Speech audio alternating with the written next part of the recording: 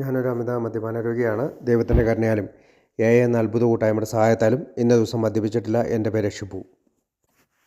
ഞാൻ എല്ലാവർക്കും ഹായ്.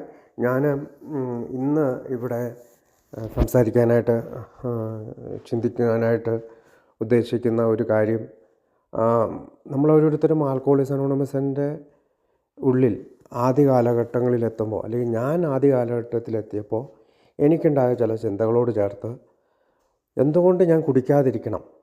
കാരണം അത്രയും കാലം, ഒരുപാട് നാൾ, ഒരു ദീർഘമായ കാലം കുടിച്ചതിന് ശേഷം കുടിക്കാതിരിക്കുന്ന ഒരവസ്ഥയിലേക്ക് ഞാൻ എത്തുന്നതിൻ്റെ ആവശ്യകത എന്താണ്, അല്ലെങ്കിൽ എന്തിന് ഞാൻ കുടിക്കാതിരിക്കണം, അതാണ് ഇന്നത്തെ ചിന്ത. ഒരു പക്ഷേ ഇതെല്ലാവർക്കും തന്നെ ഈ ചിന്ത വന്നിട്ടുണ്ടാകും. കാരണം എല്ലാവരും ചുറ്റുംപുറം എല്ലാവരും കുടിക്കുന്നു. എൻ്റെ കൂട്ടുകാർ കുടിക്കുന്നു, സഹപ്രവർത്തകർ കുടിക്കുന്നു, എൻ്റെ ഫാദർ കുടിക്കുന്നുണ്ട്, ബ്രദർ കുടിക്കുന്നുണ്ട്, അയൽവക്കക്കാർ കുടിക്കുന്നുണ്ട്, എല്ലാവരും കുടിക്കുകയാണ്. പക്ഷേ ഞാൻ കുടിക്കാതിരിക്കുന്നു. അതിൻ്റെ ആവശ്യം എന്താണ്? അതാണ് ഇന്നത്തെ ചിന്ത. എയിൽ ഞാൻ എത്തുന്നത് 2009 ഓഗസ്റ്റ് 15-നാണ്. അതായത് ഇന്നത്തേക്ക് ഒരു 13 വർഷത്തിന് മുന്നേ, അല്ലെങ്കിൽ ഒരു 13 വർഷവും ഏകദേശം ഒരു മാസത്തോളം ആയി കാണും. അതിന് മുന്നാണ് ഞാൻ എയിലെത്തുന്നത്. ഞാൻ എയുടെ ആ പടികൾ കയറുമ്പോഴും എൻ്റെ ചിന്ത ഒരു 5-6 മാസത്തേക്ക് കുടിക്കാതിരിക്കണമെന്നോ. കാരണം 6 മാസത്തേക്ക് കുടിക്കാതിരിക്കുമ്പോൾ എൻ്റെ പ്രശ്നങ്ങൾ, അല്ലെങ്കിൽ എനിക്ക് വീട്ടിലുണ്ടായ പ്രശ്നങ്ങൾ, ഭാര്യയുടെ കംപ്ലൈൻറ്റ്, കാരണം എല്ലാ ദിവസവും രാവിലെ റേഡിയോ തുറന്നു വെച്ച പോലെ അവൾ സംസാരിക്കുന്നുണ്ട്. ഇന്നലെ നിങ്ങൾ മോശമായിട്ട് സംസാരിച്ചു, നിങ്ങൾ ഇന്നലെ അത് വെച്ചെറിഞ്ഞു, ഇത് വെച്ചെറിഞ്ഞു, അത് പൊളിച്ചു, ഇത് പൊളിച്ചു എന്നൊക്കെ പറയുമ്പോൾ ആ അത്തരം കംപ്ലൈൻറ്റുകൾ നിർത്തേണ്ടതുണ്ട്. എൻ്റെ മാതാപിതാക്കളുടെ കംപ്ലൈൻറ്റുകൾ നിർത്തേണ്ടതുണ്ട്. എൻ്റെ കൂട്ടുകാരിൽ ചിലർ പറയാറുണ്ട്, നിൻ്റെ കുടി അധികമാണ്, അതുകൊണ്ട് നീ ഞങ്ങളുടെ കൂടെ കൂടണ്ട എന്ന് പറയുന്ന ഒരവസ്ഥയിൽ അവരുടെ കംപ്ലൈൻറ്റുകളും നിർത്തിക്കൊണ്ട് എനിക്കൊരു നോർമൽ ഡ്രിങ്കർ ആവണം, എനിക്കൊരു സാധാരണ കുടിയിലേക്ക് അവരെ പോലെ തന്നെ കുടിക്കുന്ന ഒരവസ്ഥയിലേക്ക് എത്തിച്ചേരണമെന്നുള്ള ആഗ്രഹത്താലാണ് ഞാൻ എയുടെ ഉള്ളിലെത്തിയത്. ഒരു പക്ഷേ പലരും എയുടെ ഉള്ളിലെത്തുന്നതും അങ്ങനെ തന്നെയായിരിക്കും. ഒരു വർഷത്തേക്ക്, അല്ലെങ്കിൽ ഒരു 6 മാസത്തേക്ക്, 3 മാസത്തേക്ക്, 4 വർഷത്തേക്ക് എന്നൊക്കെ പറഞ്ഞൊരു കണക്കും വെച്ചുകൊണ്ടായിരിക്കും നമ്മൾ ഓരോരുത്തരും ഒരു പക്ഷേ എയുടെ ഉള്ളിൽ എത്തുന്നത്. പക്ഷേ നമുക്ക് ഒരിക്കലും കുടിക്കാൻ പറ്റില്ല എന്നൊരു ചിന്ത നമ്മൾക്ക് അന്ന് വരെ ഉണ്ടായിരുന്നില്ല എന്നുള്ളതാണ് സത്യം. എനിക്കുണ്ടായിരുന്നില്ല. ഒരിക്കലും കുടിക്കാൻ പറ്റില്ല, എനിക്ക് ഒരിക്കലും കുടിക്കാൻ പറ്റാത്ത ശരീരപ്രകൃതിയുള്ളതാണ്, അതൊക്കെ ശരീരപ്രകൃതിയുള്ള ആളാണെന്നൊക്കെ എയുടെ ഉള്ളിലെത്തിയപ്പോഴാണ്, എയുടെ ഉള്ളിലെ ഓരോരുത്തരും ഷെയറിങ് ചെയ്യുമ്പോഴും അവർ പറയുമ്പോഴുമാണ് എനിക്കത് മനസ്സിലാകുന്നത്. എനിക്ക് കുടിക്കാൻ കഴിയാത്ത ശരീരപ്രകൃതിയുള്ള ഒരാളാണ്. ഇത് പറഞ്ഞു തന്നത് ആൽക്കഹോളിക്സ് അനോണിമസിൻ്റെ ഉള്ളിലെ ആളുകളാണ്. എനിക്കറിയാം, ഞാൻ കുടി തുടങ്ങുമ്പോൾ ഒരു ബിയറോ 2 ബിയറൊക്കെ ആയിട്ടാണ് കുടി തുടങ്ങിയത്. എൻ്റെ അടുത്തുണ്ടായിരുന്ന എന്നെക്കാളും പ്രായം കുറഞ്ഞ ഒരു പയ്യനുമായിട്ടിരുന്നിട്ടാണ് ഞാൻ ആദ്യമായിട്ട് ഒരു ബിയർ കഴിച്ചത്. പിന്നീട് ഡിഗ്രിക്കൊക്കെ പഠിക്കുമ്പോഴാണ് ഞാൻ കൂടുതൽ മദ്യപാനത്തിലേക്ക് ഇറങ്ങിച്ചെന്നത്. എൻ്റെ കുടിയെ സംബന്ധിച്ചിടത്തോളം പറയുകയാണെങ്കിൽ, ഒരു ചുരുക്കം നാളിൽ ഒരു വലിയ കുടി, അതാണ് എൻ്റെ ഒരു ഡെഫിനേഷൻ, എൻ്റെ കുടി.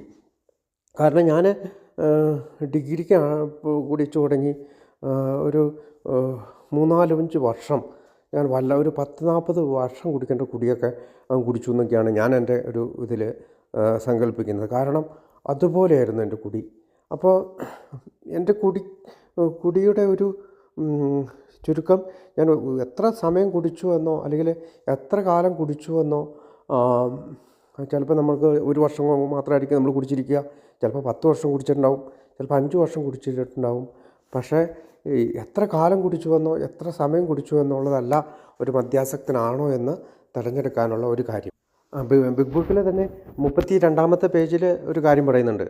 ഗുരുതരമായ നിലയിലെത്താൻ ഒരാൾ ദീർഘകാലം കുടിച്ചിരിക്കണമെന്നോ, ഞങ്ങളിൽ ചിലരെ പോലെ ധാരാളം അളവ് കുടിച്ചിരിക്കണമെന്നോ ഇല്ല.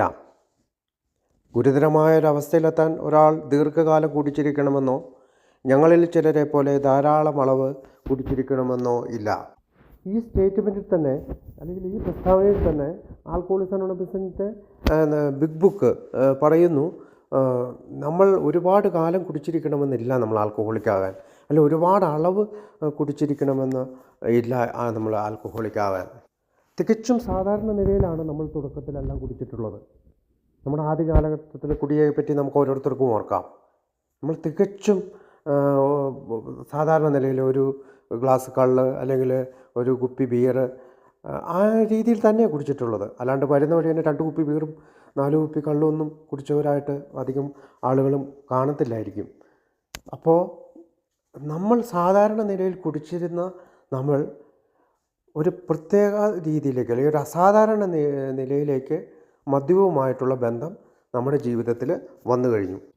നമ്മളിൽ പലർക്കും ഞാനൊരു മദ്യാസക്ത രോഗിയാണ് എന്ന് സമ്മതിച്ചു തരാൻ മനസ്സിലുള്ളവരല്ല എന്ന് നമ്മൾ മദ്യാസക്തിയെ പറ്റിയുള്ള കൂടുതൽ കാര്യങ്ങൾ അല്ലെങ്കിൽ മോർ അബൌട്ട് ആൽക്കഹോളിസം എന്ന് പറയുന്ന ചാപ്റ്ററിൽ ആദ്യത്തെ പാരഗ്രാഫിൽ പറയുന്നുണ്ട്. നമ്മളിൽ പലർക്കും നമ്മളൊരു യഥാർത്ഥ മദ്യാസക്തരാണ് അല്ലെങ്കിൽ മദ്യപാന രോഗിയാണ് എന്ന് സമ്മതിച്ചു തരാൻ മനസ്സുള്ളവരായിരുന്നില്ല. തൻ്റെ സഹജീവികളിൽ നിന്ന് അല്ലെങ്കിൽ നമ്മുടെ കൂട്ടുകാരിൽ നിന്ന് അല്ലെങ്കിൽ നമ്മുടെ കൂടെ കുടിക്കുന്നവരിൽ നിന്ന് ഒരു വ്യത്യസ്തമായ ശരീരപ്രകൃതി ഉള്ളവനാണ് അല്ലെങ്കിൽ ഒരു മാനസിക നിലയിലുള്ളവനാണ് ഞാൻ എന്ന് നമ്മൾക്ക് സമ്മതിക്കാൻ സാധിച്ചിരുന്നില്ല. ഇതാണ് മദ്യാസക്തിയുടെ ഒരു ലക്ഷണം, അല്ലെങ്കിൽ മദ്യാസക്തനാണോ എന്ന് ലക്ഷണം. നമുക്കറിയാം, എൻ്റെ വീടിൻ്റെ അടുത്ത് ഒരു മെൻ്റൽ ഹോസ്പിറ്റലുണ്ട്. അവിടെ ചികിത്സയ്ക്ക് വരുന്ന ഭൂരിഭാഗവും പറയുന്നത് എനിക്ക് ഭ്രാന്തില്ല, എന്നെ കൊണ്ടുവന്ന ആൾക്കാണ് ഭ്രാന്ത് എന്നാണ്. ഇത് തന്നെയാണ് ഒരു മദ്യപാന രോഗിയുടെയും അല്ലെങ്കിൽ എന്നെപ്പോലുള്ള ഒരു മദ്യാസക്തൻ്റെയും അവസ്ഥ ഉണ്ടായിരുന്നത് അല്ലെങ്കിൽ ഇപ്പോൾ ഉള്ളത്. ഞാൻ മദ്യാസക്ത രോഗിയല്ല, എനിക്ക് സാധാരണ നിലയിൽ കുടിക്കാൻ സാധിക്കുമെന്നൊക്കെ പറഞ്ഞുകൊണ്ട് വീണ്ടും ഒരുപാട് തവണ എണ്ണമറ്റ വിഫല ശ്രമങ്ങൾ ഞാൻ തുടർന്നുകൊണ്ടിരുന്നു. നമുക്ക് മദ്യപാനം നിർത്തണമെന്ന് ആഗ്രഹമുണ്ടെന്നൊക്കെ നമ്മൾ ഇടയ്ക്കൊക്കെ ഞാനൊക്കെ പറഞ്ഞിട്ടുണ്ട്. എൻ്റെ ഭാര്യയോട്, എൻ്റെ വീട്ടുകാരോട് ഞാൻ പറഞ്ഞിട്ടുണ്ട്, എനിക്ക് ഇടയ്ക്ക് നിർത്തണം, ഞാൻ കുടിക്കുന്നത് കൂടുതലാണ്, ഐ ആം സോറി, ഇന്നലെ ഞാൻ അങ്ങനെ സംഭവിച്ചു പോയി, ഇന്നലെ ഞാൻ പ്ലേറ്റ് വലിച്ചെറിഞ്ഞു അല്ലെങ്കിൽ TV തല്ലി പൊളിച്ചു, എനിക്ക് ബോധമുണ്ടായിരുന്നില്ല, ഞാൻ ബോധമില്ലാതെ എന്തൊക്കെയോ സംസാരിച്ചു, എന്നോട് ക്ഷമിക്കണമെന്നൊക്കെ കൂട്ടുകാരോടും വീട്ടുകാരോടും നാട്ടുകാരോടും പോലും ഞാൻ ഇടയ്ക്ക് സംസാരിക്കാറുണ്ടായിരുന്നു. ഞാനിത് നിർത്താനായിട്ട് ചില വിഫല ശ്രമങ്ങളും നടത്തിയിട്ടുണ്ട്. ചിലപ്പോൾ കൂട്ടുകാർ പറയും വൈകുന്നേരം നന്നായിട്ട് ഫുഡ് കഴിച്ച് വയറ് നിറച്ച് ഫുഡ് കഴിക്കുകയാണെങ്കിൽ നിനക്ക് ആ ടെംപ്റ്റേഷൻ ഒഴിവാകും. പിന്നെ അങ്ങനെ കുറേ വിദ്യകൾ എനിക്ക് പറഞ്ഞു തന്നിട്ടുണ്ട്. ആ വിദ്യകളെല്ലാം ഞാൻ എൻ്റെ ജീവിതത്തിൽ പകർത്തി നോക്കാൻ ശ്രമിച്ചിട്ടുണ്ട്. പക്ഷേ കുടി സാധാരണ മട്ടിൽ കുടിക്കാമെന്നുള്ള മിഥ്യാധാരണ പിന്തുടർന്നുകൊണ്ട് ഞാൻ വീണ്ടും കുടി തുടർന്നുകൊണ്ടേയിരുന്നു. എങ്ങനെയാണ് ഞാനൊരു കുടിയനാണോ എന്ന് ഉദാഹരണ സഹിതം എനിക്ക് കണ്ടെത്താൻ കഴിഞ്ഞത്? ഞാൻ ചിന്തിക്കാറുണ്ട്.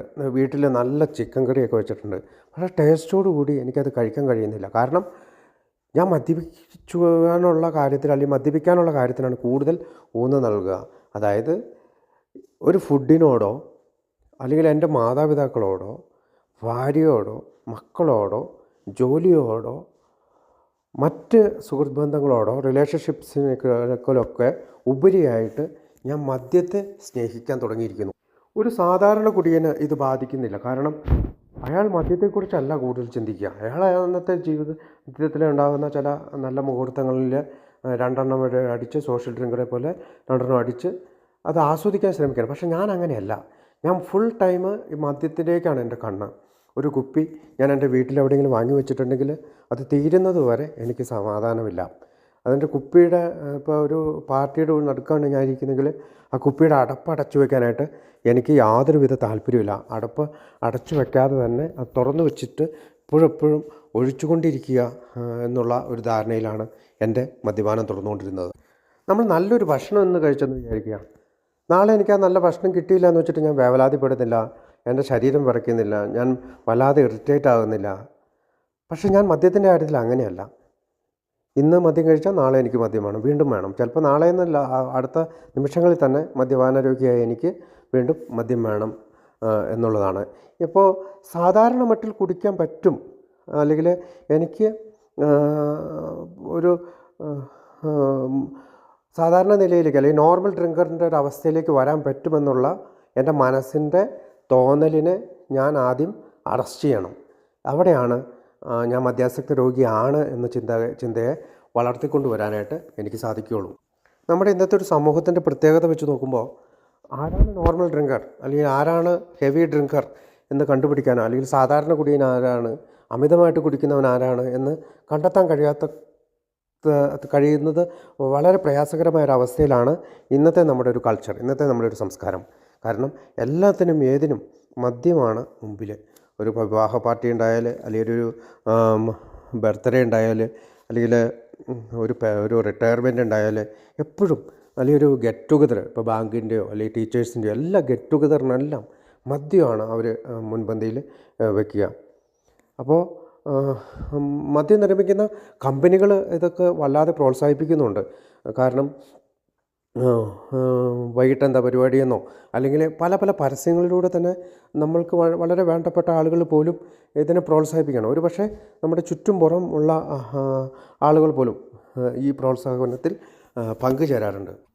ഈ പരസ്യങ്ങളിലെല്ലാം കാരണം ഈ പരസ്യങ്ങൾ അവർ ചെയ്യുന്നത് നമ്മൾ കുടിക്കുന്നതാണ് അവർക്ക് ലാഭം.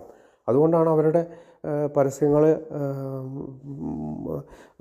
നോർമൽ ഡ്രിങ്കർ അല്ലെങ്കിൽ അബ്യൂസീവ് ഡ്രിങ്കർ പോലും അല്ലെങ്കിൽ അമിതമായിട്ട് കുടിക്കുന്നവനെ പോലും നോർമൽ ഡ്രിങ്കറായിട്ട് ചിത്രീകരിച്ചു കൊണ്ടുള്ള പരസ്യങ്ങളിലെല്ലാം അവർ ചെയ്യുന്നത്.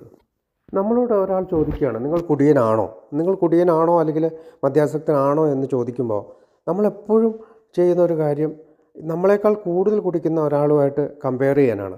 ചിലപ്പോൾ അപ്പുറത്തെ വീട്ടിലെ തോമസ് ചേട്ടനായിരിക്കും, അല്ലെങ്കിൽ ഇപ്പുറത്തെ വീട്ടിലെ മറ്റൊരാളായിരിക്കും. അയാളെ കമ്പയർ ചെയ്യാണ്. അയാൾ കുടിക്കുന്നത് പോലെ ഞാൻ കുടിക്കുന്നില്ല, അയാൾ റോട്ടിൽ കിടക്കുന്നത് പോലെ ഞാൻ റോട്ടിൽ കിടക്കുന്നില്ല, അയാൾ ചെയ്യുന്നത് പോലെ ഭാര്യയെ ഞാൻ തല്ലുന്നില്ല, അയാൾ പറയുന്നത് പോലെ ഞാൻ തെറിവാക്കുകൾ ഉപയോഗിക്കുന്നില്ല, അയാൾ ചെയ്യുന്നത് പോലെ ചെയ്യുന്നില്ല. അപ്പം നമ്മളെക്കാൾ ഉപരിയായി അല്ലെങ്കിൽ കൂടുതൽ കുടിക്കുന്ന ഒരാളുമായിട്ട് കമ്പയർ ചെയ്തുകൊണ്ട് എൻ്റെ കുടി നോർമലാണ് എന്ന് വരുത്തി തീർക്കുവാനുള്ള ഒരു ശ്രമങ്ങൾ നമ്മൾ നടത്താറുണ്ട്. എപ്പോഴും നമ്മൾ പറയാൻ ശ്രമിക്കുന്നത് I am not that bad എന്നാണ്. ഞാൻ അത്രയ്ക്കും പ്രശ്നക്കാരനല്ല, എനിക്ക് അത്രയ്ക്കും കുഴപ്പമില്ല. നമ്മൾ ആ ചിന്തകളെ പിന്തുടർന്നുകൊണ്ട് വീണ്ടും വീണ്ടും കുടിക്കുകയാണ്. അപ്പോൾ നമുക്ക് കിട്ടുന്ന ഗിഫ്റ്റുകൾ നമുക്കറിയാം. ഒരുപാട് അപകടങ്ങൾ, വീട് നഷ്ടപ്പെടലുകൾ, പണം നഷ്ടപ്പെടലുകൾ, ഭാര്യ പിരിഞ്ഞു പോകൽ, മക്കളെ അനാഥാലയത്തിലാക്കൽ, എത്ര ജോലി നഷ്ടപ്പെടലുകൾ, നമുക്ക് ജോലിയിൽ ഉയർന്ന ഉദ്യോഗസ്ഥ കയറ്റം ഉണ്ടാക്കണം, അത് തടയപ്പെടൽ, സഹപ്രവർത്തകരുമായിട്ടുള്ള വെറുപ്പ്, വിദ്വേഷങ്ങൾ, അവനവൻ്റെ ജീവിതത്തിലെ ആരോഗ്യ പ്രശ്നങ്ങൾ, ഇതെല്ലാം നമ്മൾ സ്വന്തമാക്കിക്കൊണ്ട് നമ്മൾ നമ്മുടെ ജൈത്രയാത്ര തുടരുകയാണ്. പ്രത്യേകിച്ച് ഒരു ഹാങ് ഓവർ ഉണ്ടാകുമ്പോൾ നമ്മൾ വിചാരിക്കും, ഇന്ന് മുതൽ കുടി നിർത്തുന്നത്. ഞാൻ വിചാരിച്ചിട്ടുണ്ട് രാവിലെ എണീറ്റ് കഴിയുമ്പോൾ തലയിൽ ഒരു കല്ല് കെട്ടി വെച്ച പോലെയുള്ള ഒരവസ്ഥ, മതിയായ ഒരു കരിങ്കല്ല് വരെ കെട്ടി വെച്ചിട്ടുള്ള അവസ്ഥ. ഇന്ന് കുടിക്കുന്നില്ല.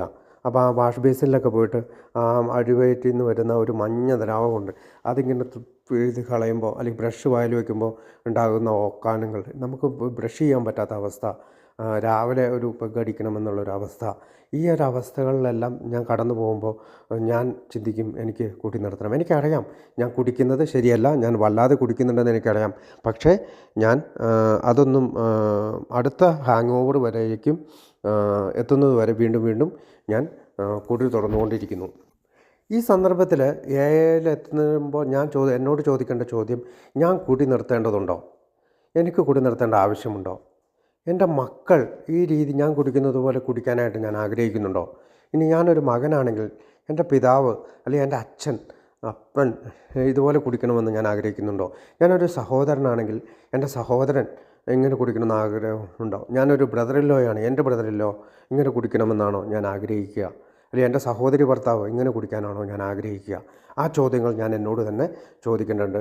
തീർച്ചയായും എൻ്റെ ഉത്തരം അല്ല, ഇങ്ങനെ കുടിക്കുന്നത് ശരിയല്ല എന്ന് തന്നെയാകും.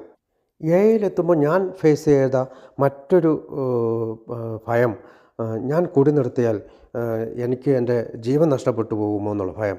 കാരണം ഞാൻ അത്രമാത്രം കുടിക്ക് അടിമയായിരുന്നു. അപ്പോൾ ഒരു ദിവസം കുടിച്ചില്ലെങ്കിൽ എനിക്ക് ആരോഗ്യ പ്രശ്നങ്ങളുണ്ടാകുമോ?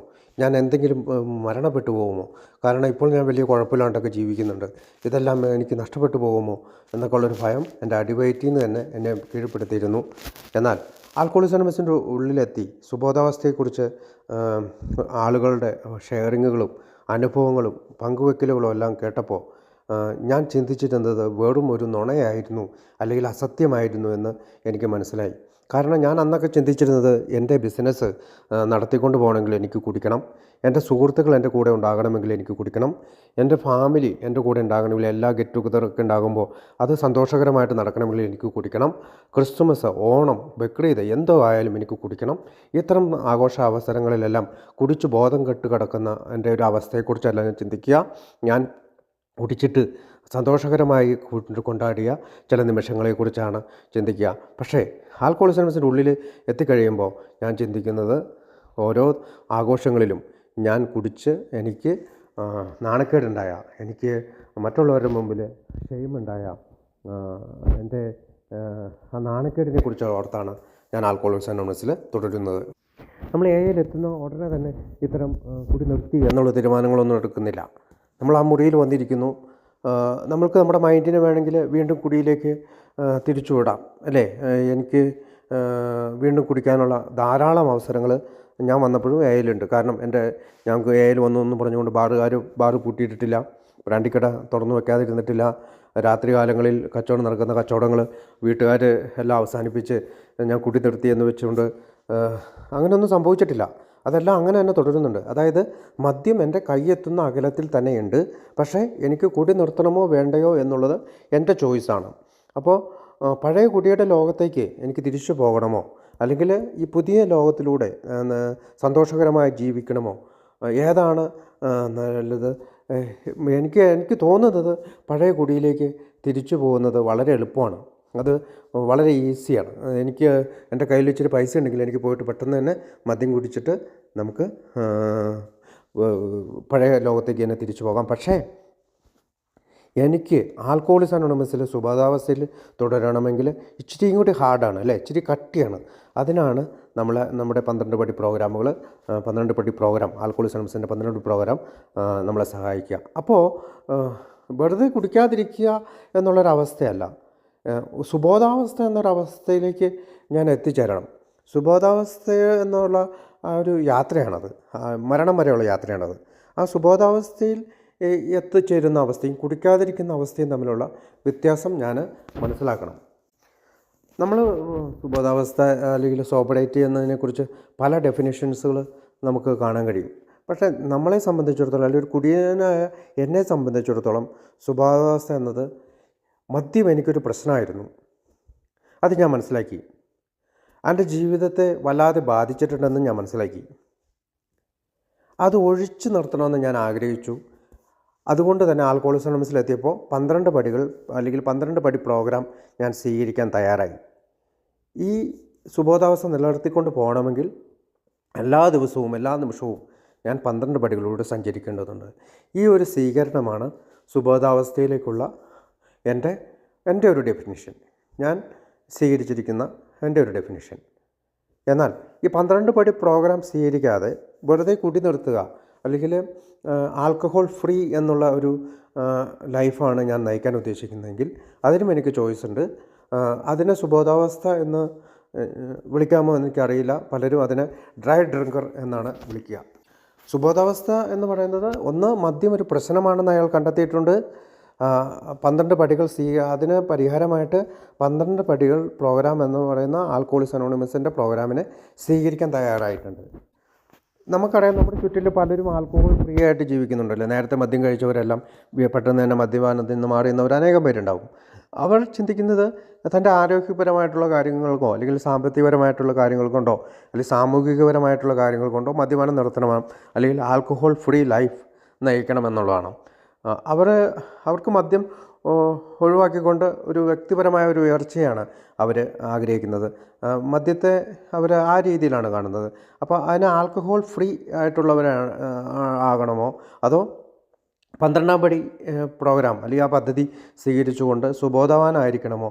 ഈ 2 ചോയ്സാണ് എൻ്റെ മുമ്പിൽ ആൽക്കഹോളിക്സ് അനോണിമസിൽ വന്നപ്പോൾ ഉണ്ടായിരുന്നത്. ആൽക്കഹോളിക്സിൽ എത്തുന്ന എനിക്ക് 12 പടികളുടെ പരിശീലനം എന്നത് സുബോധാവസ്ഥ എന്ന വ്യക്തിപരമായ എൻ്റെ ഒരു ഡെവലപ്മെൻറ്റിനെ സഹായിക്കുന്നതാണ്. എൻ്റെ വ്യക്തിപരമായ ഉന്നമനത്തിന് സഹായിക്കുന്നതാണ് 12 പടികളും അല്ലെങ്കിൽ അതിലൂടെ ലഭിക്കുന്ന സുബോധാവസ്ഥയും. 2 തരം കുടിയന്മാരെയാണ് നമ്മൾ കണ്ടിരിക്കുന്നത്. അപ്രോപ്രിയേറ്റായിട്ട് യൂസ് ചെയ്യുന്നവരും റിക്വയർഡ് യൂസ് ചെയ്യുന്നവരും. ഞാനൊരു റെക്കോർഡ് യൂസറായിരുന്നു. എനിക്കിത് കിട്ടിയ മദ്യം കിട്ടിയേ പറ്റുമെന്നുള്ളൊരവസ്ഥയിലായിരുന്നു എൻ്റെ ജീവിതത്തിൻ്റെ പോക്ക്. എൻ്റെ സുഹൃത്തുക്കൾ എത്രയോ ചോദ്യങ്ങൾ എന്നോട് ചോദിച്ചിട്ടുണ്ട്. രണ്ടെണ്ണം അടിച്ചാൽ എല്ലാം ശരിയാകും, ജീവിതം ഒന്നേ ഉള്ളൂ, അത് ആസ്വദിക്കണം, ഒരെണ്ണമൊക്കെ കഴിച്ച് വീട്ടിൽ പോകാൻ പഠിക്കണം, കൂടുതൽ കഴിക്കാതെ അവനവനെ നിയന്ത്രിക്കണം, അങ്ങനെ ഒരുപാട് ചോദ്യങ്ങൾ എന്നോട് ചോദിച്ചിട്ടുണ്ട്. അതിനനുസരിച്ച് ഞാൻ ഒരുപാട് പരീക്ഷണങ്ങൾ നടത്തിയിട്ടുണ്ട്.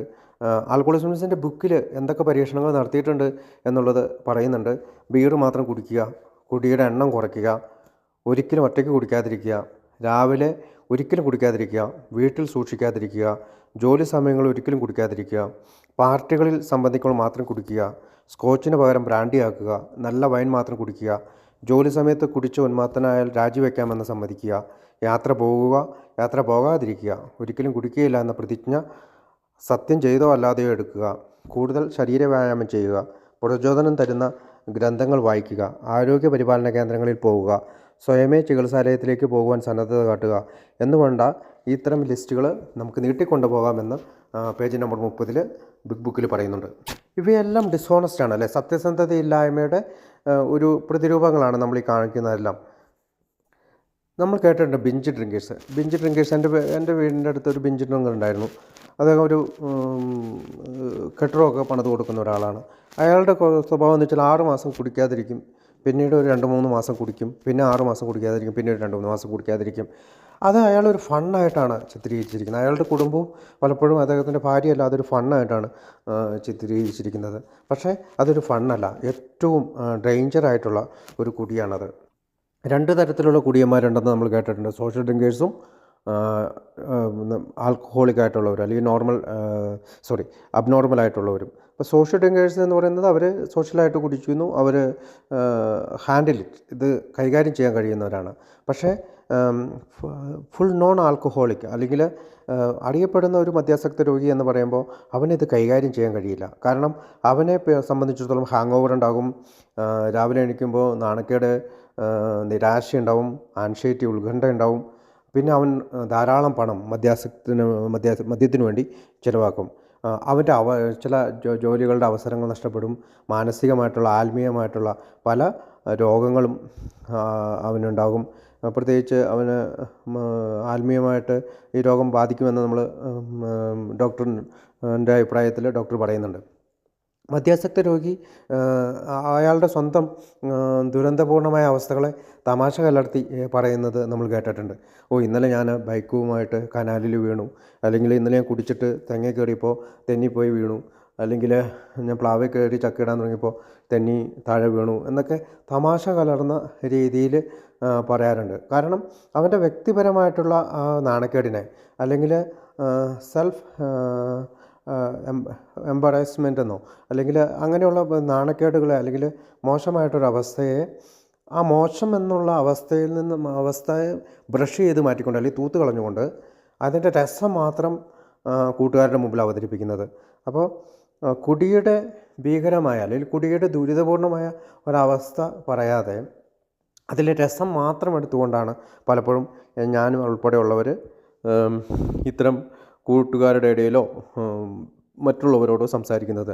ഇതിനെയാണ് കളക്റ്റീവ് ആൻഡ് ഡെലിബറേറ്റ് ഡിനയൽ എന്നാണ് പറയുക.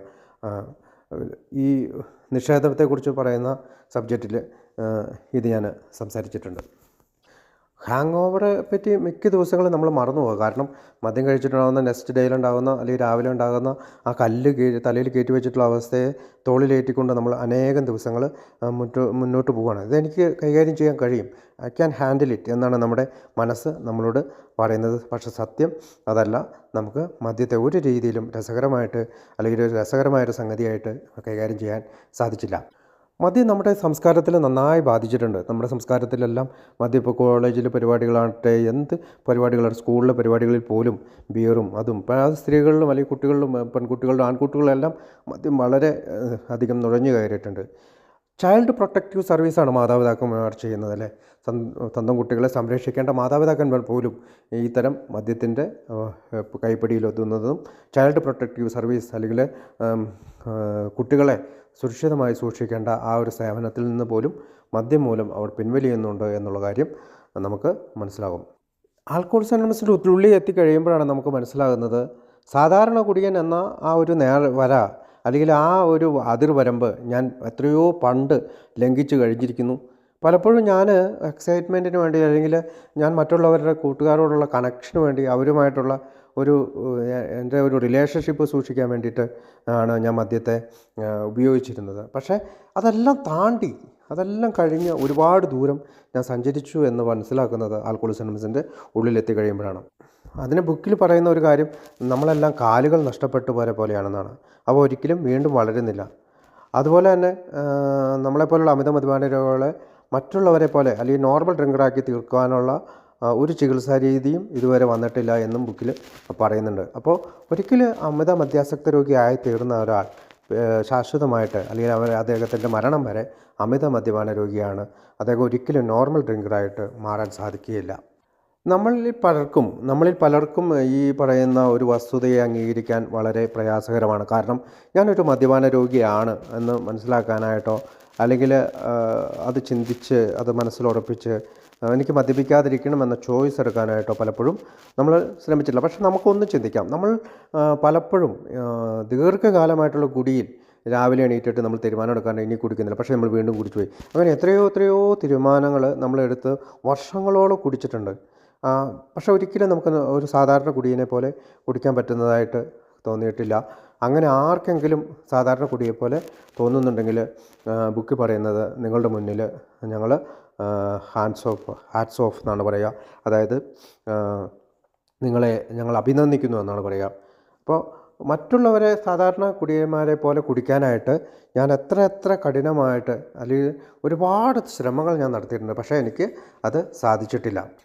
നമ്മളാരെയും അമിത മദ്യാസക്തി എന്ന രോഗി എന്ന് ബുക്കിൽ പറയുന്നുണ്ട്. നമ്മളാരെയും അമിത മദ്യാസക്ത രോഗി എന്ന് മുദ്ര കുത്തുന്നില്ല. കാരണം ഓരോരുത്തർ അവരവർ തിരഞ്ഞെടുപ്പാണ്. നമുക്ക് ഒരാളെ അമിത മദ്യാസക്ത രോഗിയാണ് എന്ന് പറയാനോ അല്ലെങ്കിൽ ഒരാളെ അമിത മദ്യാസക്ത രോഗി അല്ല എന്ന് പറയാനുള്ള ചോയ്സ് ഇല്ല. ഞാൻ അമിത മദ്യാസക്ത രോഗിയാണോ എന്ന് ഉള്ള കണ്ടുപിടിക്കൽ മാത്രമേ എനിക്ക് നടത്താൻ സാധിക്കുകയുള്ളൂ. ഞാൻ അമിത മദ്യാസക്ത രോഗിയാണെന്ന് ചിന്തിക്കാനായിട്ട് എന്നെ സഹായിച്ചൊരു കാര്യം, ഞാൻ പലപ്പോഴും ബാംഗ്ലൂരൊക്കെ ആയിരുന്നപ്പോൾ വൈകുന്നേരം ഒരു ക്വാർട്ടർ മേടിച്ചിട്ട് ഫ്രിഡ്ജിൽ വയ്ക്കും. എന്നിട്ട് ഞാൻ ചിന്തിക്കും ഫ്രിഡ്ജിൽ വെക്കണമെന്ന് വെച്ചാൽ അത് കുറച്ച് കഴിക്കണം, അന്ന് രാത്രി മുഴുവൻ അത് മാത്രമേ കഴിക്കാവുള്ളൂ എന്നുള്ള ദൃഢമായ ഒരു പ്രതിജ്ഞയൊക്കെ മനസ്സിലെടുത്തുകൊണ്ടാണ് ഞാനത് വാങ്ങിക്കുക. പക്ഷേ ആ ഫ്രിഡ്ജിൽ നിന്ന് ഒരു 10 മിനിറ്റൊക്കെ കഴിയുമ്പോൾ അങ്ങോട്ടും ഇങ്ങോട്ടുമൊക്കെ നടന്ന് ഞെളിവിരി കൊണ്ട് ഞാൻ വീണ്ടും ആ ക്വാർട്ടർ എടുത്ത് അടിച്ചു കഴിയുമ്പോൾ ഞാൻ അപ്പോൾ തന്നെ അടുത്തുള്ള ബാർമാൻ്റെ നമ്പർ എനിക്കറിയാം, ഫോൺ നമ്പർ അറിയാം. അവനെ വിളിക്കും. അവന് 100 രൂപ കൊടുക്കണം. അപ്പോൾ അവന് നമ്മുടെ വീട്ടിൽ ചിലപ്പോൾ 100 രൂപയുടെ മദ്യമാണ് 200 രൂപയുടെ മദ്യം ആയിട്ട് വരും. 100 രൂപയുടെ മദ്യത്തിന് നമ്മൾ 200 രൂപ കൊടുക്കണം. അപ്പം ഒരു 300 രൂപയോളം ചിലവാക്കിക്കൊണ്ട് ഞാൻ രാത്രി കാലങ്ങളിൽ വീണ്ടും അവനെ വിളിച്ചു വരുത്തുകയും അങ്ങനെ അനേകം പണം ചിലവഴിച്ച് വീണ്ടും കുടിക്കുകയും ചെയ്തിട്ടുണ്ട്. ഞാൻ 4 വർഷം കുടി നിർത്തിയിട്ടുണ്ട് ആൽക്കഹോളിക് അനോണിമസിൽ വരുന്നതിന് മുമ്പ്. 2009 ഞാൻ ആൽക്കഹോളിക് അനോണിമസിൽ എത്തുന്നത്. അതിനു മുമ്പുള്ള ഒരു 5 വർഷക്കാലം ഞാൻ വലിയ കുടിച്ചിട്ടാണ് ഞാൻ അതിലെത്തിയത്. അതിനു മുമ്പ് ഒരു 4 വർഷം ഞാൻ കുടി നിർത്തിയിട്ടുണ്ട്. കാരണം ഞാൻ അമിതമായിട്ട് കുടിച്ച് എൻ്റെ ചെസ്റ്റിലെല്ലാം വെള്ളം കെട്ടി. ഞാൻ ഒരു ഹോസ്പിറ്റലിൽ അഡ്മിറ്റായി. അവിടുത്തെ ICUയിൽ അഡ്മിറ്റായപ്പോൾ ഡോക്ടർ എൻ്റെ ചെസ്റ്റിൽ നിന്ന് പുറത്തുനിന്നൊരു സിറിഞ്ചൊക്കെ വെച്ച് വലിയൊരു സിറിഞ്ച് വെച്ചിട്ട് ഗ്ലൂക്കോസ് കുപ്പിയിൽ കുറച്ച് വെള്ളം എൻ്റെ ചെസ്റ്റിൽ നിന്ന് കുത്തിയെടുത്ത് എനിക്ക് കാണിച്ചു തന്നു. അവരെന്നോട് പറഞ്ഞു ഇനി മദ്യം കഴിക്കരുത്. അത് പേടിച്ചിട്ട് ഞാനൊരു 4 വർഷം കഴിച്ചില്ല. ഞാൻ ഇടയ്ക്കിടയ്ക്കെല്ലാം എൻ്റെ എക്സ്റേകളും എനിക്ക് എൻ്റെ ശരീരത്തിൻ്റെ ഘടനകളൊക്കെ പരിശോധിച്ചുകൊണ്ടിരുന്നു. ഞാൻ ആ 4 വർഷം കൊണ്ടാണ് എനിക്ക് കുറേ ഡെവലപ്മെൻറ്റുകൾ ഉണ്ടായി. ഞാനൊരു കോളേജിൽ ജോലിക്ക് കയറി. എനിക്ക് അപ്പോൾ അവിടെ ധാരാളം വരുമാനം ഉണ്ടായി. ഒരു കാറിന് പകരം 2 കാറായി, ഒരു ഓഫീസിന് പകരം 10 ഓഫീസായി. ഒരുപാട് പേര് ചെങ്കടിമാർ, അതായത് ബാഗ് പിടിക്കാനും കാർ ഓടിക്കാനും തുറക്കാനും വലിക്കാനും ഒക്കെ ചുറ്റും കൂട്ടുകാരുണ്ടായി. പലപ്പോഴും ഞാനെടുത്തിരിക്കുന്ന വീടിന് ഉള്ളിൽ 10-25 ആളുകളൊക്കെ എപ്പോഴും കൂട്ടം കൂടി നിൽക്കുന്ന ഒരവസ്ഥ. അതായത് ഈ ചില രാഷ്ട്രീയ നേതാക്കന്മാരുടെ ചുറ്റുമൊക്കെ ഉണ്ടാകുന്ന പോലെ ഉള്ള ഒരവസ്ഥ. ഇത് ഞാൻ ഇച്ചിരി പൊലിപ്പിച്ച് പറയുന്നതല്ല, ഇത് യഥാർത്ഥത്തിൽ എൻ്റെ ജീവിതത്തിൽ സംഭവിച്ച കാര്യങ്ങൾ പറയുന്നതാണ്. അപ്പോൾ ആ കാലഘട്ടം, അത് മദ്യപിക്കാതിരിക്കുന്ന കാലഘട്ടത്തിലാണ് ഞാൻ നേട്ടങ്ങൾ ഉണ്ടാക്കിയത്. പക്ഷേ ഒരു സുപ്രഭാതത്തിൽ ഒരു ആൾ വൈൻ കഴിച്ചാൽ കുഴപ്പമില്ല എന്ന് പറഞ്ഞപ്പോൾ ഞാൻ ആ വൈൻ കഴിച്ചു. കാരണം അതിന് മുമ്പുള്ള ആഴ്ചയിൽ ഞാൻ എക്സ്റേ എടുത്ത് നോക്കുകയും എൻ്റെ സ്കാനൊക്കെ എടുത്ത് നോക്കിയപ്പോൾ എല്ലാം ഓക്കെ ആയിരുന്നു ഡോക്ടർ പറഞ്ഞിരുന്നു. അതിൻ്റെ പിൻബലത്തിലാണ് ഞാൻ ആ വൈൻ കഴിച്ചത്. ആ വൈൻ കഴിച്ച ഉടനെ തന്നെ ഞാൻ അടുത്ത വൈൻ ഓർഡർ ചെയ്തു. പിറ്റേ ദിവസം ഞാൻ വീണ്ടും വൈൻ ഓർഡർ ചെയ്തു. കുറഞ്ഞ നാളുകൾ കൊണ്ട് തന്നെ എൻ്റെ ഒരു സുഹൃത്ത് പറഞ്ഞു വൈൻ കുടിക്കുന്നത് പല്ലിനും എല്ലിനും കേടാണെന്ന് പറഞ്ഞപ്പോൾ അവർ അത് വയറ്റമോ മറ്റുള്ള മദ്യമോ ചോയ്സ് ചെയ്യുന്നതായിരിക്കും നല്ലത് എന്ന് പറഞ്ഞുകൊണ്ട് ഞാൻ മറ്റുള്ള മദ്യത്തിലേക്ക് പെട്ടെന്ന് തന്നെ കൂപ്പുകുത്തി. ഞാൻ പറഞ്ഞ എൻ്റെ ഉദാഹരണം വെറും 4 വർഷം. പക്ഷേ ബിഗ് ബുക്കിൽ 25 വർഷം കുടിക്കാതിരുന്ന ഒരാളുടെ ഒരു ഉദാഹരണം പറയുന്നുണ്ട്.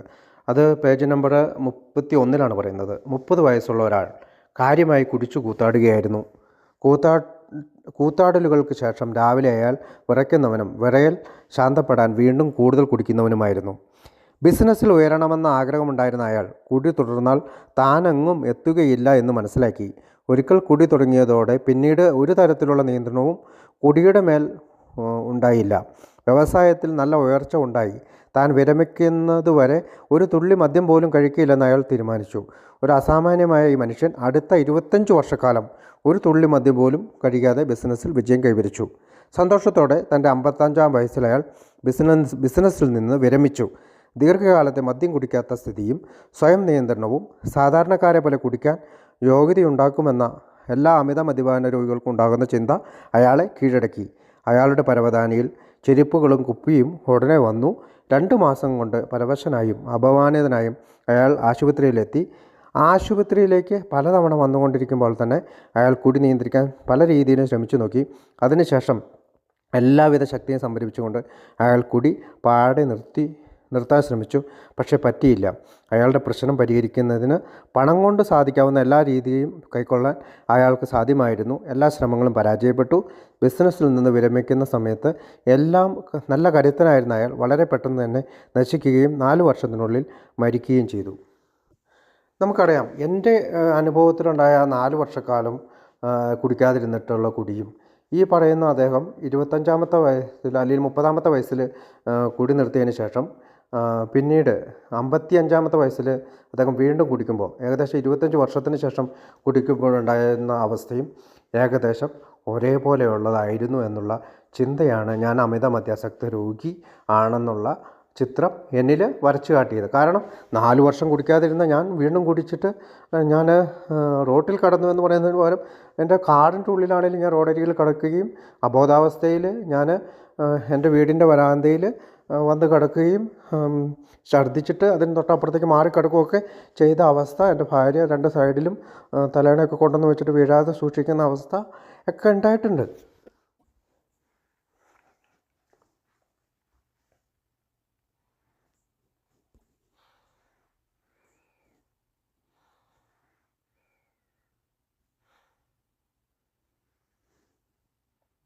നമ്മൾ വിശ്വസിച്ചാലും ഇല്ലെങ്കിലും നമ്മൾ എത്തിയിരിക്കുന്ന അതിമനോഹരമായ ഒരു സ്ഥലത്താണ്.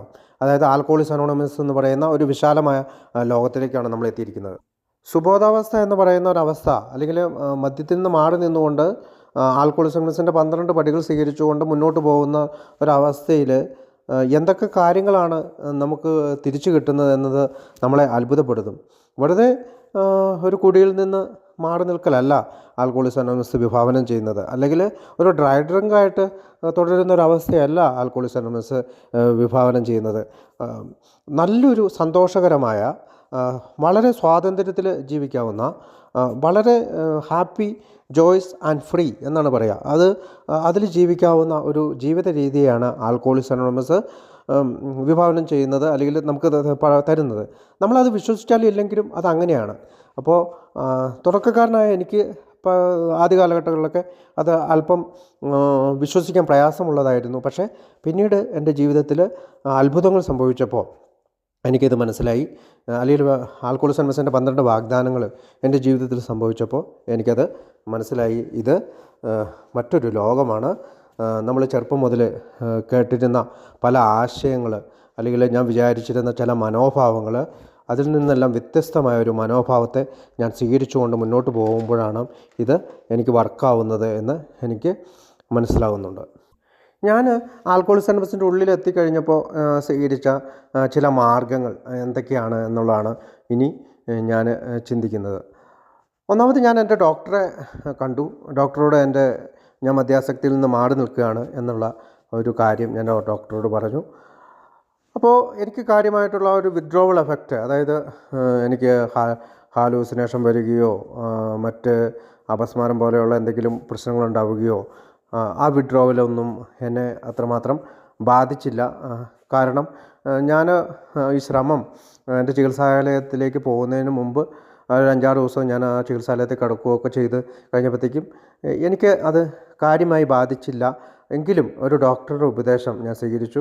എനിക്ക് അദ്ദേഹം കുറച്ച് വിറ്റാമിൻ ബി കോംപ്ലക്സ് ഗുളികകളൊക്കെ തന്ന് ഞാൻ അത് കഴിക്കാനൊക്കെ തയ്യാറായി. അപ്പോൾ ഒരു ഡോക്ടറുടെ ഉപദേശം തീർച്ചയായും ഒരാൾ സ്വീകരിക്കുന്നത് നല്ലതാണെന്ന് ഡോക്ടറുടെ അഭിപ്രായത്തിൽ ഡോക്ടർ പറയുന്നുണ്ട്. പിന്നീട് ഞാനത് വായിച്ചപ്പോൾ എനിക്ക് മനസ്സിലായി ഞാൻ ആ ചെയ്ത കാര്യം നല്ലതാണ്. അപ്പോൾ ഡോക്ടറെ കാണുന്നത് എളുപ്പമാണ്. ഒരു വിഡ്രോവൽ അല്ലെങ്കിൽ ആൽക്കഹോൾ ഡിപ്പെൻഡൻസ് എന്ന് പറയുന്ന ആ എഫക്റ്റിന് അല്ലെങ്കിൽ വിഡ്രോവൽ എഫക്ട്സിൽ നിന്ന് രക്ഷ നേടാനായിട്ടുള്ള ഒരു മരുന്നുകളൊക്കെ കഴിക്കുന്നതോ അല്ലെങ്കിൽ ചികിത്സ എടുക്കുന്നതൊക്കെ നല്ലതാണ്. അടുത്തത് ഞാൻ അഭിമുഖീകരിച്ചത് മിറേഴ്സ് എന്ന് വിളിക്കാൻ ആഗ്രഹിക്കുകയാണ്. മിറേഴ്സ്, കണ്ണാടി എന്നാണ് വിളിക്കുന്നത്. അതെൻ്റെ സുഹൃത്തുക്കളാണ്. ആരൊക്കെയാണ് ഈ മിറേഴ്സ്? കൂട്ടുകാർ മാത്രമല്ല, നമ്മുടെ ചില കുടുംബാംഗങ്ങൾ, നമ്മൾ ജനിച്ചു വളർന്ന നാട്ടിലെ നമ്മുടെ കൂട്ടുകാർ, അല്ലെങ്കിൽ നമ്മൾ കോളേജിൽ പഠിച്ചപ്പോൾ ഉണ്ടായ സുഹൃത്തുക്കൾ, അല്ലെങ്കിൽ നമ്മുടെ ജോലി സ്ഥലത്തെ കൂട്ടുകാർ, ഇവരൊക്കെ തമ്മിൽ നമുക്ക് ഒരു മ്യൂച്വൽ എഗ്രിമെൻ്റ് ഉണ്ടായിരുന്നു. അല്ലെങ്കിൽ ആഴ്ചയിൽ ഒരിക്കൽ കുടിക്കാമെന്നോ, അല്ലെങ്കിൽ വൈകിട്ട് ഇന്ന ബാറിൽ കാണാമെന്നോ, അല്ലെങ്കിൽ ഈ ആഴ്ച നീ വാങ്ങുമ്പോൾ അടുത്ത ആഴ്ച ഞാൻ വാങ്ങുമെന്നോ ഒക്കെയുള്ള ഒരു എഗ്രിമെൻ്റ് ഉണ്ടായിരുന്നു. അത് എനിക്കും ഉണ്ടായിരുന്നു. എൻ്റെ പല കൂട്ടുകാരും തമ്മിൽ ഇന്ന് നീ വാങ്ങുന്നു, നാളെ ഞാൻ വാങ്ങുന്നു. ആഴ്ചയൊന്നുമില്ല, ഇന്ന് നാളെ എന്നുള്ള കണക്കായിരുന്നു എൻ്റേത്. അപ്പോൾ അങ്ങനെയുള്ള ഒരുപാട് കാര്യങ്ങളുണ്ടായിരുന്നു. ഇവരെയാണ് നമ്മൾ മിറേഴ്സ് എന്ന് വിളിക്കുന്നത്. നമ്മുടെ തന്നെ പ്രതിരൂപങ്ങളാണ് അവർ. ഹാപ്പി അവേഴ്സ് ആഫ്റ്റർ വർക്ക്, അതായത് നമ്മുടെ ജോലിക്ക് ശേഷം ഉണ്ടാകുന്ന ടെൻഷനൊക്കെ മാറ്റാനായിട്ട് നമ്മൾ ഹാപ്പി അവേഴ്സായിട്ട് തിരഞ്ഞെടുത്തിരുന്നത് പലപ്പോഴും ഈ കൂട്ടുകാരിലൂടെയാണ്. പ്രത്യേകിച്ച് വൈകുന്നേരം വരെ കൂലിപ്പണിയൊക്കെ എടുത്ത് നമുക്കൊരു 1000 രൂപ കിട്ടുമോ അല്ലെങ്കിൽ 2000 രൂപ കിട്ടുകയോ ചെയ്യുമ്പോൾ അതിൽ നിന്ന് 200-300 രൂപ കൊടുത്ത് മദ്യം മേടിച്ച് എല്ലാവരും കൂടി ഷെയർ ഇട്ട് കഴിക്കുന്നതിന് എന്താണ് കുഴപ്പമെന്നുള്ള ഒരു സാധാരണക്കാരൻ്റെ ചിന്തകൾ തന്നെയാണ് പലപ്പോഴും ഞാനും വെച്ച് പുലർത്തിയിരുന്നത്. എൻ്റെ ജോലി സമയം, എൻ്റെ കോളേജിലെ ജോലി സമയത്തിന് ശേഷം കിട്ടുന്ന ടെൻഷൻ പിടിച്ച 10,500 പിള്ളേരെ നിയന്ത്രിക്കുകയും അവിടുത്തെ കാര്യങ്ങളെല്ലാം നോക്കി ഓഫീസ് അക്കൗണ്ടൊക്കെ നോക്കി ലാസ്റ്റ് ഒരു വൈകുന്നേരം ആകുമ്പോൾ മിതമായിട്ട് ഞാനൊന്ന് പോയി കുടിച്ചു എന്ന് വെച്ചാൽ എന്താണ് കുഴപ്പമെന്നുള്ള ചിന്ത ഏതൊരു സാധാരണക്കാരെയും പോലെ എന്നെയും അലട്ടി ഇരുന്നു. അതിനെയാണ് ഹാപ്പി അവേഴ്സ് ആഫ്റ്റർ വർക്ക് എന്ന് പറയുക. ആ സാധനവും ഞാൻ മാറ്റിവെക്കാനായിട്ട് ആൽക്കഹോളിക് അനോണിമസിലെത്തി ഇപ്പോൾ ഞാൻ ശ്രമിച്ചു എന്നുള്ളതാണ്. ഗ്രൂപ്പ് ഡ്രിങ്കേഴ്സ്, അതായത് നമുക്കറിയാം നമ്മുടെ ഒറ്റയ്ക്ക് കുടിയേക്കാളും ഒറ്റയ്ക്ക് കുടിയും ഡേഞ്ചറാണ്. എന്നാൽ അതിനേക്കാളും ഒരു ഡേഞ്ചറായ കാര്യമാണ് നമ്മളൊരു ഗ്രൂപ്പിലിരുന്ന് എല്ലാ ദിവസവും കുടിക്കുക. അപ്പോൾ നമ്മൾ ആ ഗ്രൂപ്പിലിരുന്ന് എല്ലാ ദിവസവും കുടിക്കുമ്പോൾ നമ്മളും ചിന്തിക്കുന്നത് സാധാരണ കുടിയായിട്ടാണ് ചിന്തിക്കുക, അല്ലേ? അവൻ കുടിക്കുന്നത് പോലെ ഞാൻ കുടിക്കുന്നു, അല്ലെങ്കിൽ ഞാൻ കുടിക്കുന്ന പോലെ അവൻ കുടിക്കുന്നു. എപ്പോഴും നമ്മളെക്കാൾ കൂടുതൽ കുടിക്കുന്നവരെക്കുറിച്ചാണ് നമ്മളൊരു കമ്പാരിസൺ നടത്തുക. അല്ലെങ്കിൽ നമുക്കതൊരു സാധാരണ കുടിയായിട്ട്, ഗ്രൂപ്പ് കുടി ഒരു സാധാരണ കുടിയാണ്, എല്ലാവരും കുടിക്കുന്നു. ഞാൻ അങ്ങനെയാണ് ചെയ്യുന്നത്. എല്ലാവരും കുടിക്കുന്നുണ്ടല്ലോ, ഞാൻ പലപ്പോഴും പറഞ്ഞിട്ടുണ്ട്, എല്ലാവരും കുടിക്കുന്നുണ്ട്. കുടിയന്മാർക്ക് വലിയ അസുഖങ്ങളൊന്നും വരുന്നുമില്ല. കുടിയന്മാരങ്ങനെ പെട്ടെന്ന് മരിക്കുന്നുമില്ല. കുടിക്കാത്തവരാണ് മരിക്കുന്നതെന്നൊക്കെ പറഞ്ഞ് ഞാൻ ഒരുപാട് ബാറുകളിലിരുന്ന് വാചാലനായിട്ടുണ്ട്. അപ്പോൾ സാധാരണ കുടിയാണെന്ന് തോന്നിപ്പിക്കുന്നതാണ് ഈ പറയുന്ന ഗ്രൂപ്പിലെ കുടി. എൻ്റെ അനുഭവത്തിലൊരു സത്യം പറയുകയാണെങ്കിൽ ഇത്തരം കുടിക്കൂട്ടുകാരന്മാർക്ക് നമ്മൾ കുടി നടത്തുന്നതിനെക്കുറിച്ച് വലിയ അഭിപ്രായമൊന്നുമില്ല. എൻ്റെ കൂട്ടുകാരാണെങ്കിൽ പോലും കുടിക്ക് നിർത്തേണ്ട ആവശ്യമില്ല എന്ന് തന്നെയാണ് പറഞ്ഞത്. കാരണം വല്ലപ്പോഴും അല്ലേ കുടിക്കുന്നുള്ളൂ, ലൈഫ് ഒന്നല്ലേ ഉള്ളൂ, എന്തുകൊണ്ട് കൂടി നിർത്തണം, പണമുണ്ടല്ലോ പിന്നെ എന്തിനാണ് കുടിക്കാതിരിക്കുന്നത്. കാരണം അവരെയൊക്കെ സംബന്ധിച്ചിടത്തോളം ഞാൻ കൂടി നിർത്തുകയാൽ ഇവരെല്ലാവരും ആകാശത്തേക്ക് ഞാൻ ആകാശത്തേക്ക് വെടിവെക്കുമ്പോഴത്തേക്കും എൻ്റെ അടുത്ത് നിന്ന് അകന്നു പോകേണ്ടി വരും. കാരണം ഞാൻ അവർക്ക് റൂം എടുത്ത് കൊടുക്കുകയില്ല, അല്ലെങ്കിൽ ഞാൻ അവരുടെ ചിലവ് നോക്കുകയില്ല, അവരുടെ മദ്യത്തിൻ്റെ കാര്യത്തിൽ ഞാൻ മേടിച്ചു കൊടുക്കുകയില്ല. ഇത്തരം പരാതികൾ അവരിൽ നിന്നും ഉണ്ടാകും ഇടയുണ്ട്. അതുകൊണ്ട് തന്നെയാണ് അവർ കൂട്ടി നിർത്തുക എന്നുള്ള സങ്കല്പത്തിനെ അവർ തച്ചുടയ്ക്കുന്നത്, വേണ്ട എന്ന് പറയുന്നത്. കാരണം അവർ നമ്മളെ പുറത്തു നിന്ന് മാത്രമേ കാണുന്നുള്ളൂ. അകത്ത് ആൽക്കഹോളിന് കൊണ്ട് പ്രശ്നമുണ്ടായത് എനിക്കാണ്. അവരുടെ കാര്യമാണ് പറയുന്നത് കുഴപ്പമില്ലെന്ന്. പക്ഷേ എനിക്ക് കുഴപ്പമുണ്ടോ എന്ന് മനസ്സിലാക്കുന്നത് എനിക്ക് മാത്രമേ ഉള്ളൂ. കാരണം ഞാൻ പോയിട്ടുള്ള ബർത്ത്ഡേകൾ, ഞാൻ പോയിട്ടുള്ള ഈ മരണ വീടുകൾ, ഞാൻ പോയിട്ടുള്ള വിനോദസഞ്ചാര കേന്ദ്രങ്ങൾ, അല്ലെങ്കിൽ ഞാൻ വീട് പണിത് തുടങ്ങിയപ്പോൾ ഉണ്ടായിരുന്ന അവസ്ഥ, അല്ലെങ്കിൽ ജോലികൾ മാറി നോക്കിയ അവസ്ഥ, സ്ഥലങ്ങൾ മാറി നോക്കിയ അവസ്ഥ, കൂട്ടുകാരെ മാറി നോക്കിയ അവസ്ഥകളെല്ലാം എന്നെ ഒരു ചിത്രം വരച്ചു കാട്ടി എനിക്കെന്തോ കുഴപ്പമുണ്ട്, അല്ലെങ്കിൽ ആൽക്കഹോളിസം എന്ന ഒരു കുഴപ്പമുണ്ട് എന്ന് ഞാൻ കൃത്യമായി മനസ്സിലാക്കി. ഒരിക്കൽ എൻ്റെ സുഹൃത്ത്, അദ്ദേഹം അങ്കമാലിക്കാരനാണ്, എൻ്റെ കൂടെ നേഴ്സിങ്ങിന് പഠിച്ചാണ്. അപ്പോൾ എറണാകുളത്ത് നിന്ന് വീട്ടിലേക്ക് പോകുന്ന വഴി അദ്ദേഹം ഒരു മരത്തിലിടിച്ച് ബൈക്കിടിച്ച് മരിച്ചു. ഞാൻ അന്ന് ബാംഗ്ലൂരാണ്. ഇതറിഞ്ഞ് ഞാൻ കാറെടുത്തു, എൻ്റെ 2-3 കൂട്ടുകാരെല്ലാം കൂട്ടി ഒരു കുപ്പി മദ്യം മേടിച്ചു വെച്ചു. ഞാൻ പയ്യെ അങ്കമാലിയെ നോക്കി പുറപ്പെട്ടു. ഇടയ്ക്കൊക്കെ മദ്യം നിർത്തി മദ്യം കഴിക്കുന്നുണ്ട്, തീർന്നു. മദ്യം പിടിപിടിയെന്ന് തീരുന്നുണ്ട്, കാരണം കൂട്ടുകാരെ 4-5 പേരുണ്ട്. അവിടെ ചെന്ന് കഴിഞ്ഞപ്പോൾ എനിക്ക് കാലയിൽ നിൽക്കാൻ പറ്റുന്നില്ല. ഞാൻ വളരെ ചെറുപ്പത്തിലെ ആ പയ്യൻ മരിച്ചതുകൊണ്ട് തന്നെ ഒരുപാട് ജനങ്ങൾ, ആ പ്രദേശത്തെ ജനങ്ങൾ മുഴുവൻ ഈ ശവടക്കിന് വന്നിട്ടുണ്ട്. ഞാൻ കാറിൽ നിന്ന് ഇറങ്ങി, എനിക്ക് നടക്കാൻ പറ്റുന്നില്ല. ആടി ഞാൻ, അവനെൻ്റെ റൂംമേറ്റായിരുന്നു, ഞാൻ അവനെ കൊച്ചെന്നാണ് വിളിച്ചിരുന്നത്. അപ്പോൾ കൊച്ചയെന്നും വിളിച്ചുകൊണ്ട് ഞാൻ അവൻ്റെ ബോഡിയിൽ ചാരിക്കിടന്നു. ഭയങ്കര കരച്ചിൽ. ചുറ്റും നോക്കി, ആരും കരയുന്നില്ല. അവൻ്റെ അപ്പനോ അമ്മയോ ഒക്കെ നിർജീവമായ അവസ്ഥയിൽ അവിടെ ഇരിക്കുന്നു. ഞാൻ വല്ലാതെ ഈ ശവമഞ്ചത്തിൽ കെട്ടിപ്പിടിച്ചുകൊണ്ട് കരയുകയാണ്. എൻ്റെ ചെവിയിൽ ഒരു വെള്ളയിട്ട ഒരു ഇച്ചിരി പ്രായമുള്ള ഒരാൾ വന്നിട്ട് ചെവിയിൽ പറഞ്ഞു, നാടകം കളിക്കുന്നത് പിന്നെ കളിക്കാം, നാടകം കളിക്കുന്നത് പിന്നെ കളിക്കാം, എണീക്ക്. എൻ്റെ പൂസ് ഇറങ്ങിപ്പോയ വഴി കണ്ടില്ല. എന്ത് നാണക്കേട്! ആരും കേട്ടില്ലെങ്കിലും പോലും എൻ്റെ ജീവിതത്തിൽ എൻ്റെ ഹൃദയം തകർന്നു പോയ ഒരവസ്ഥയായിരുന്നു. സത്യത്തിൽ ഞാൻ നാടകം കളിക്കുകയായിരുന്നില്ലേ. മദ്യം കഴിച്ചിട്ട് എനിക്ക് എന്ത് അവനോട് സ്നേഹം ഉണ്ടായിരുന്നെങ്കിൽ ഞാൻ അവിടെ ഒരു സ്ഥലത്ത് പോയി കരയുകയോ ഒക്കെ ചെയ്യുമായിരിക്കും. പക്ഷേ സൈഡിൽ പോയിരിക്കുകയോ ഒരു ബൊക്ക റീത്ത് വയ്ക്കുകയൊക്കെ ചെയ്യുമല്ലേ ഞാൻ ചെയ്യേണ്ടത്. അങ്ങനെ ഞാൻ പോയിട്ടുള്ള വിവാഹങ്ങൾ, പുറകിലോട്ട് വരാൻ പറയും, കൈകൊണ്ട് കാണിച്ച് പുറകിലോട്ട് വരാൻ പറയും, അവിടെ അടിക്കും. പിന്നെ അവിടെ കിടന്ന് ബഹളം. പെട്ടെന്ന് വൈഫ്, ഞാൻ തൊടുപുഴ ടൗൺ പള്ളിയിൽ ഒരു കല്യാണത്തിന് പോയതാണ് ഈ സന്ദർഭത്തിൽ ഓർക്കുക. അപ്പോൾ ഞാൻ ആ ടൗൺ പള്ളിയുടെ താഴെ തന്നെ 2-3 ബാറുണ്ട്. അപ്പോൾ ഒരു ബാറിൽ നിന്ന് 2 അടിച്ചു. അപ്പോൾ ഞങ്ങളെല്ലാം ഒന്നിച്ചൊരു കാറിലാണ് പോയിരിക്കുന്നത്. അപ്പോൾ എൻ്റെ ഒരു റിലേറ്റീവ് അവിടെയുണ്ട്. പുള്ളി എന്നോട് പറഞ്ഞു, അന്ന് നമുക്ക് നടുക്കേക്കൂടെ ഒന്ന് നടക്കാമെന്ന് പറഞ്ഞു. അതെന്നെ മനഃപൂർവ്വം ചെയ്താണോ എന്ന് ഇപ്പോൾ എനിക്ക് സംശയമുണ്ട്. അവൻ എന്നെ ബാംഗ്ലൂർ തന്നെ ഉള്ളവനാണ്, അവനും ബാംഗ്ലൂർ ഞാൻ കൊണ്ടുപോയതാണ്. അപ്പോൾ അവനും എന്നെ മനഃപൂർവ്വം ചെയ്താണോ എന്ന് ഇപ്പോൾ എനിക്ക് സംശയമുണ്ട്. പക്ഷേ അങ്ങനെ ഇങ്ങനെ നടന്നു പോയപ്പോൾ ഞാൻ ആടി പോകുന്നത് കണ്ടു. എൻ്റെ വൈഫിനും അമ്മയ്ക്കൊക്കെ ഭയങ്കര സങ്കടമായി. അവർ പെട്ടെന്ന് തന്നെ ഭക്ഷണം കഴിച്ചിട്ട് കാറിൽ കയറിയിരുന്നു. എല്ലാവരും വണ്ടി കയറി. ഞാൻ കുടിച്ച് ബോധം കെട്ട് ആ വണ്ടി കയറിയിട്ട് ഞാൻ വീട്ടിലേക്ക് തിരിച്ചു പോന്നു. നാണക്കേടിൻ്റെ ഏറ്റവും വലിയ ഒരവസ്ഥ. ഇത് ഞാൻ പലപ്പോഴും മറക്കാറുണ്ടോ?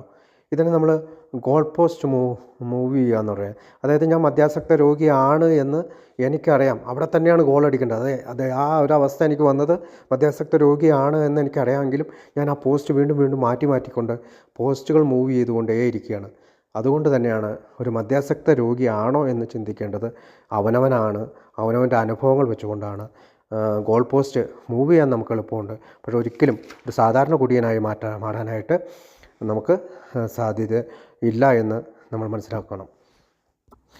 ഇനി നമുക്ക് ഇതുപോലുള്ള എത്രയോ സാഹചര്യങ്ങൾ നമുക്ക് ചിന്തിക്കാൻ കഴിയും. നമ്മളൊരു പക്ഷേ പോലീസിനാൽ അറസ്റ്റ് ചെയ്യപ്പെട്ടിട്ടുണ്ടാകാം, പോലീസ് സ്റ്റേഷനിൽ പോയിരുന്നിട്ടുണ്ടാകാം. ഞാൻ പോയിരുന്നിട്ടുണ്ട്.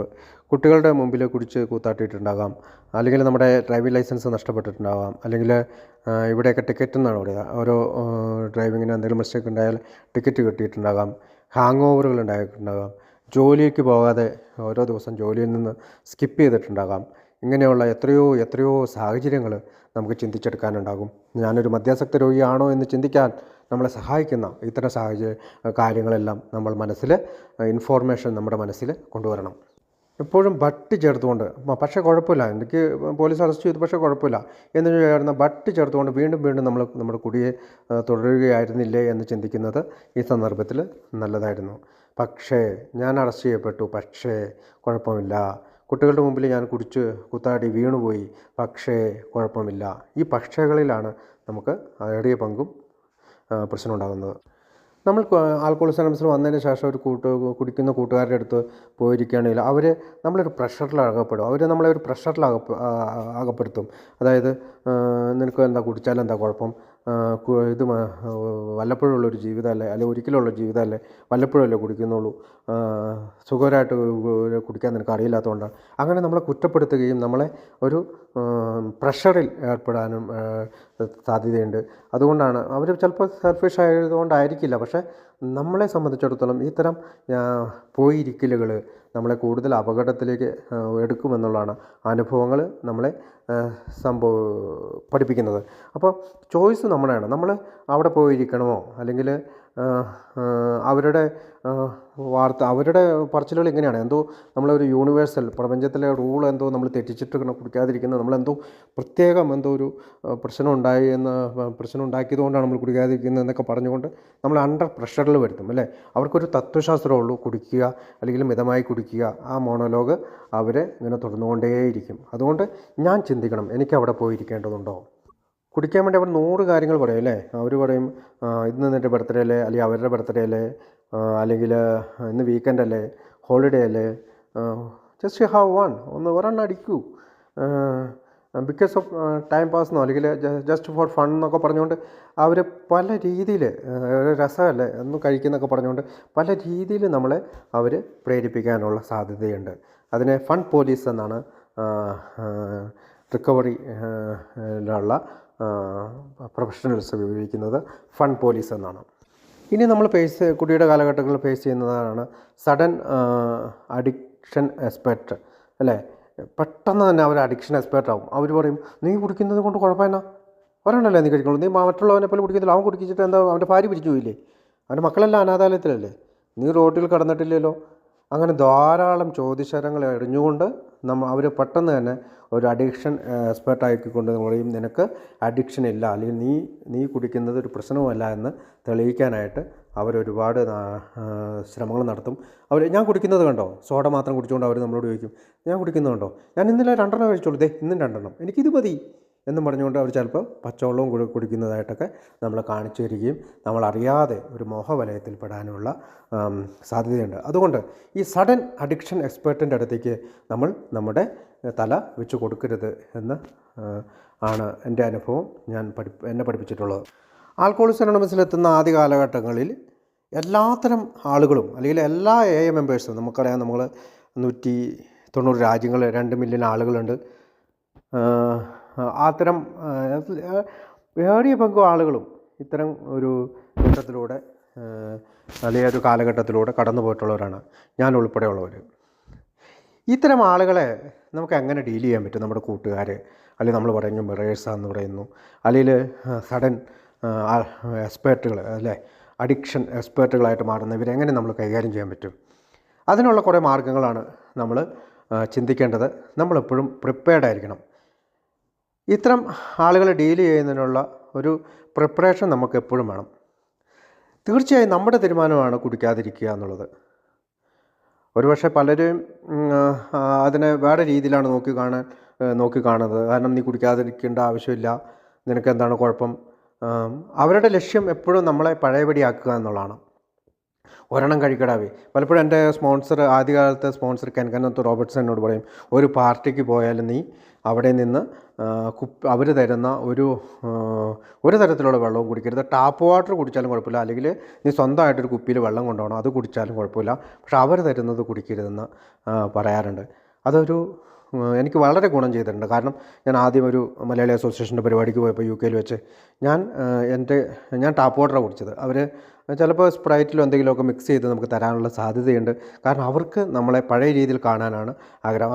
അവർക്ക് നമ്മളോട് വലിയ സ്നേഹമുണ്ടെന്ന് എനിക്ക് തോന്നുന്നില്ല. എൻ്റെ ഒരു അനുഭവമാണ് ഞാൻ പറഞ്ഞത്. എനിക്ക് ചിലപ്പോൾ സ്നേഹം ഉണ്ടായിരിക്കാം, പക്ഷെ അവർ എപ്പോഴും നമ്മളെ ആ പഴയ സ്വഭാവ രീതിയിലേക്ക് കൊണ്ടുവരാനായിട്ട് ശ്രമിച്ചുകൊണ്ടേയിരിക്കും. ഈ പറയുന്ന ആളുകൾക്ക് കാണാൻ കഴിയാത്ത, അല്ലെങ്കിൽ നമ്മളെ ഇത്തരം പെടുത്തലുകൾക്ക്, അല്ലെങ്കിൽ വീണ്ടും കുടിയിലേക്ക് പ്രോത്സാഹിപ്പിക്കുന്ന, അല്ലെങ്കിൽ ആദ്യത്തെ കുടിയിലേക്ക് പ്രോത്സാഹിപ്പിക്കുന്ന ഇവർക്ക് കാണാൻ കഴിയാത്ത ഒരു സ്വഭാവ രീതിയിലേക്കാണ് നമ്മൾ മാറുന്നത്. അപ്പോൾ അവർക്ക് അത് കാണാൻ കഴിയില്ല. അപ്പോൾ നമ്മളെ പഴയപടിയിലാക്കാനായിട്ട് അവരുടെ എല്ലാവിധ ശ്രമങ്ങളും നടത്തും. അപ്പോൾ ഒരു സുബോധാവസ്ഥയെ കീപ്പ് ചെയ്യാൻ വേണ്ടി, അല്ലെങ്കിൽ എൻ്റെ സ്വന്തം സുബോധാവസ്ഥയെ കീപ്പ് ചെയ്യാൻ വേണ്ടിയിട്ട് ഞാൻ അവർ പറയുന്നത് കേൾക്കാൻ തയ്യാറാവണം. അതൊരു വെല്ലുവിളിയാണ്. അതിന് നമ്മൾ ഉപയോഗിക്കുന്ന കവചമാണ് അനോണിമിറ്റി, അല്ലേ? അനോണിമിറ്റി എന്ന കവചം എന്ന് പറയുന്നത് നമുക്ക് എങ്ങനെ നേരിടാമെന്ന് നമുക്ക് തന്നെ അറിയാം. അതായത് ഞാൻ മദ്യപാനം നിർത്തി. ഞാൻ ധ്യാന കേന്ദ്രങ്ങളിലൊക്കെ പോകുമ്പോൾ ഞാൻ പ്രസ്താവിക്കുന്ന ഒരു പ്രസ്താവന ഉണ്ടായിരുന്നു, ഞാൻ മദ്യപാനം നിർത്തി. പ്രത്യേകിച്ച് എൻ്റെ സ്വന്തക്കാരിലെ ഇളയപ്പൻ്റെ മക്കളുമൊക്കെ ഞങ്ങളൊക്കെ ആയിട്ട് ഇച്ചിരി വെള്ളടിയൊക്കെ ഉണ്ട്. അപ്പോൾ അവരോടൊക്കെ ഞാൻ പറയും ഞാൻ കുടി നിർത്തി. അല്ലെങ്കിൽ എൻ്റെ കൂട്ടുകാർ, എൻ്റെ ബാംഗ്ലൂരുണ്ടായിരുന്ന എൻ്റെ കൂട്ടുകാരോടൊക്കെ പറയും, ഞാൻ കുടി നിർത്തി, അപ്പോൾ എന്നെ കൊണ്ട് മദ്യം മേടിച്ചുകൊണ്ട് വന്നേക്കരുത്, അല്ലെങ്കിൽ എന്നെ വിളിക്കരുത്, ഞാൻ വരില്ല, അങ്ങനെയാണെന്നൊക്കെ പറഞ്ഞുകൊണ്ട്, അല്ലെങ്കിൽ അവർക്ക് നിങ്ങൾക്ക് വേണമെങ്കിൽ പൈസ തന്നേക്കാം, പക്ഷേ എന്നെ വിളിക്കരുതെന്നൊക്കെ പറയും. അങ്ങനെ ഞാനൊരു അനൗൺസ്മെൻറ്റ് നടത്തും. ആൽക്കഹോളിക്സ് അനോണിമസിൽ വരുന്ന ആദ്യത്തെ ആളുകൾക്ക് പറ്റുന്ന ഏറ്റവും വലിയ കുഴപ്പമാണ് ഈ അനൗൺസ്മെൻറ്റ്. പക്ഷേ നമ്മൾ അതിൽ പറയാറുണ്ട്, നമ്മൾ ആരോടും പറയേണ്ട കാര്യമില്ല, നമ്മൾ പോകുന്നത് പോലും പറയേണ്ട കാര്യമില്ല എന്നൊക്കെ പറയാറുണ്ട്. എൻ്റെ ഭാര്യ പോലും ഞാൻ പോയി കുറേ നാളുകൾക്ക് ശേഷമാണ് ഞാനിങ്ങനെ ആൽക്കഹോളിക്സ് അനോണിമസിൽ പോകുന്നുണ്ടെന്ന് അറിഞ്ഞത് തന്നെ. അപ്പോൾ അനോണിമിറ്റി എന്ന കവചം ഞാൻ ആദ്യ കാലഘട്ടത്തിലല്ല അവസാന കാലഘട്ടത്തിലും സ്വീകരിക്കേണ്ടതാണ്. പക്ഷേ കൂടുതൽ നമുക്ക് നമ്മുടെ സംരക്ഷിച്ച് നിർത്താൻ വേണ്ടി ഈ അനോണിമിറ്റി എന്ന കവചം നമ്മൾ സ്വീകരിക്കാൻ തയ്യാറാകണം. നമ്മളൊരു നോട്ടീസ് അടിച്ച് പബ്ലിഷ് ചെയ്തുകൊണ്ട്, അതായത് പ്രിയ സുഹൃത്തുക്കളെ, ഞാൻ മദ്യപാനം നിർത്തി, ഇനി എന്നെ ഉപദ്രവിക്കാൻ വരരുത് എന്ന നോട്ടീസ് അടിച്ച് പബ്ലിഷ് ചെയ്തുകൊണ്ട് നിർത്തിയാൽ നമ്മളെ കൂടുതൽ ആളുകൾ വാച്ച് ചെയ്യുകയും കൂടുതൽ ചോദ്യങ്ങൾ ശരങ്ങളെറിഞ്ഞ് നമ്മളെ കൂടുതൽ പ്രശ്നത്തിലേക്കാക്കാനും ശ്രമിക്കുകയും ചെയ്യുന്നുണ്ട്. അതുകൊണ്ട് ആൽക്കഹോളിക്സ് അനോണിമസിൽ പോകുന്ന കാര്യമോ, അല്ലെങ്കിൽ ഞാൻ മദ്യപാനം നിർത്തിയ കാര്യമോ ആദ്യ കാലഘട്ടങ്ങളിൽ വളരെ വ്യാപകമായി പ്രചരിപ്പിക്കാതിരിക്കുന്നതാകും നമുക്ക് ഉചിതം. എയിൽ വന്നതിന് ശേഷം നമ്മളിങ്ങനെ കുടുംബത്തിലെ പരിപാടികൾ, നമ്മുടെ കൂട്ടുകാരുടെ പരിപാടികൾ, അല്ലെങ്കിൽ ചില വിരുന്നുകൾ, പലരും പറയും പോകേണ്ടതിൻ്റെ ആവശ്യമുണ്ടോ, ഞാൻ അവിടെ പോകേണ്ടതുണ്ടോ എന്ന് ചോദിക്കാറുണ്ട്. നമ്മൾ പോകേണ്ടതുണ്ട് എങ്കിൽ നമ്മൾ പോകണം. പക്ഷേ നമ്മളൊരു പ്ലാൻ തയ്യാറാക്കണം. അറൈവ് ലേറ്റ്, ലീവ് എയർലി എന്നാണ് ഒരു സിദ്ധാന്തം.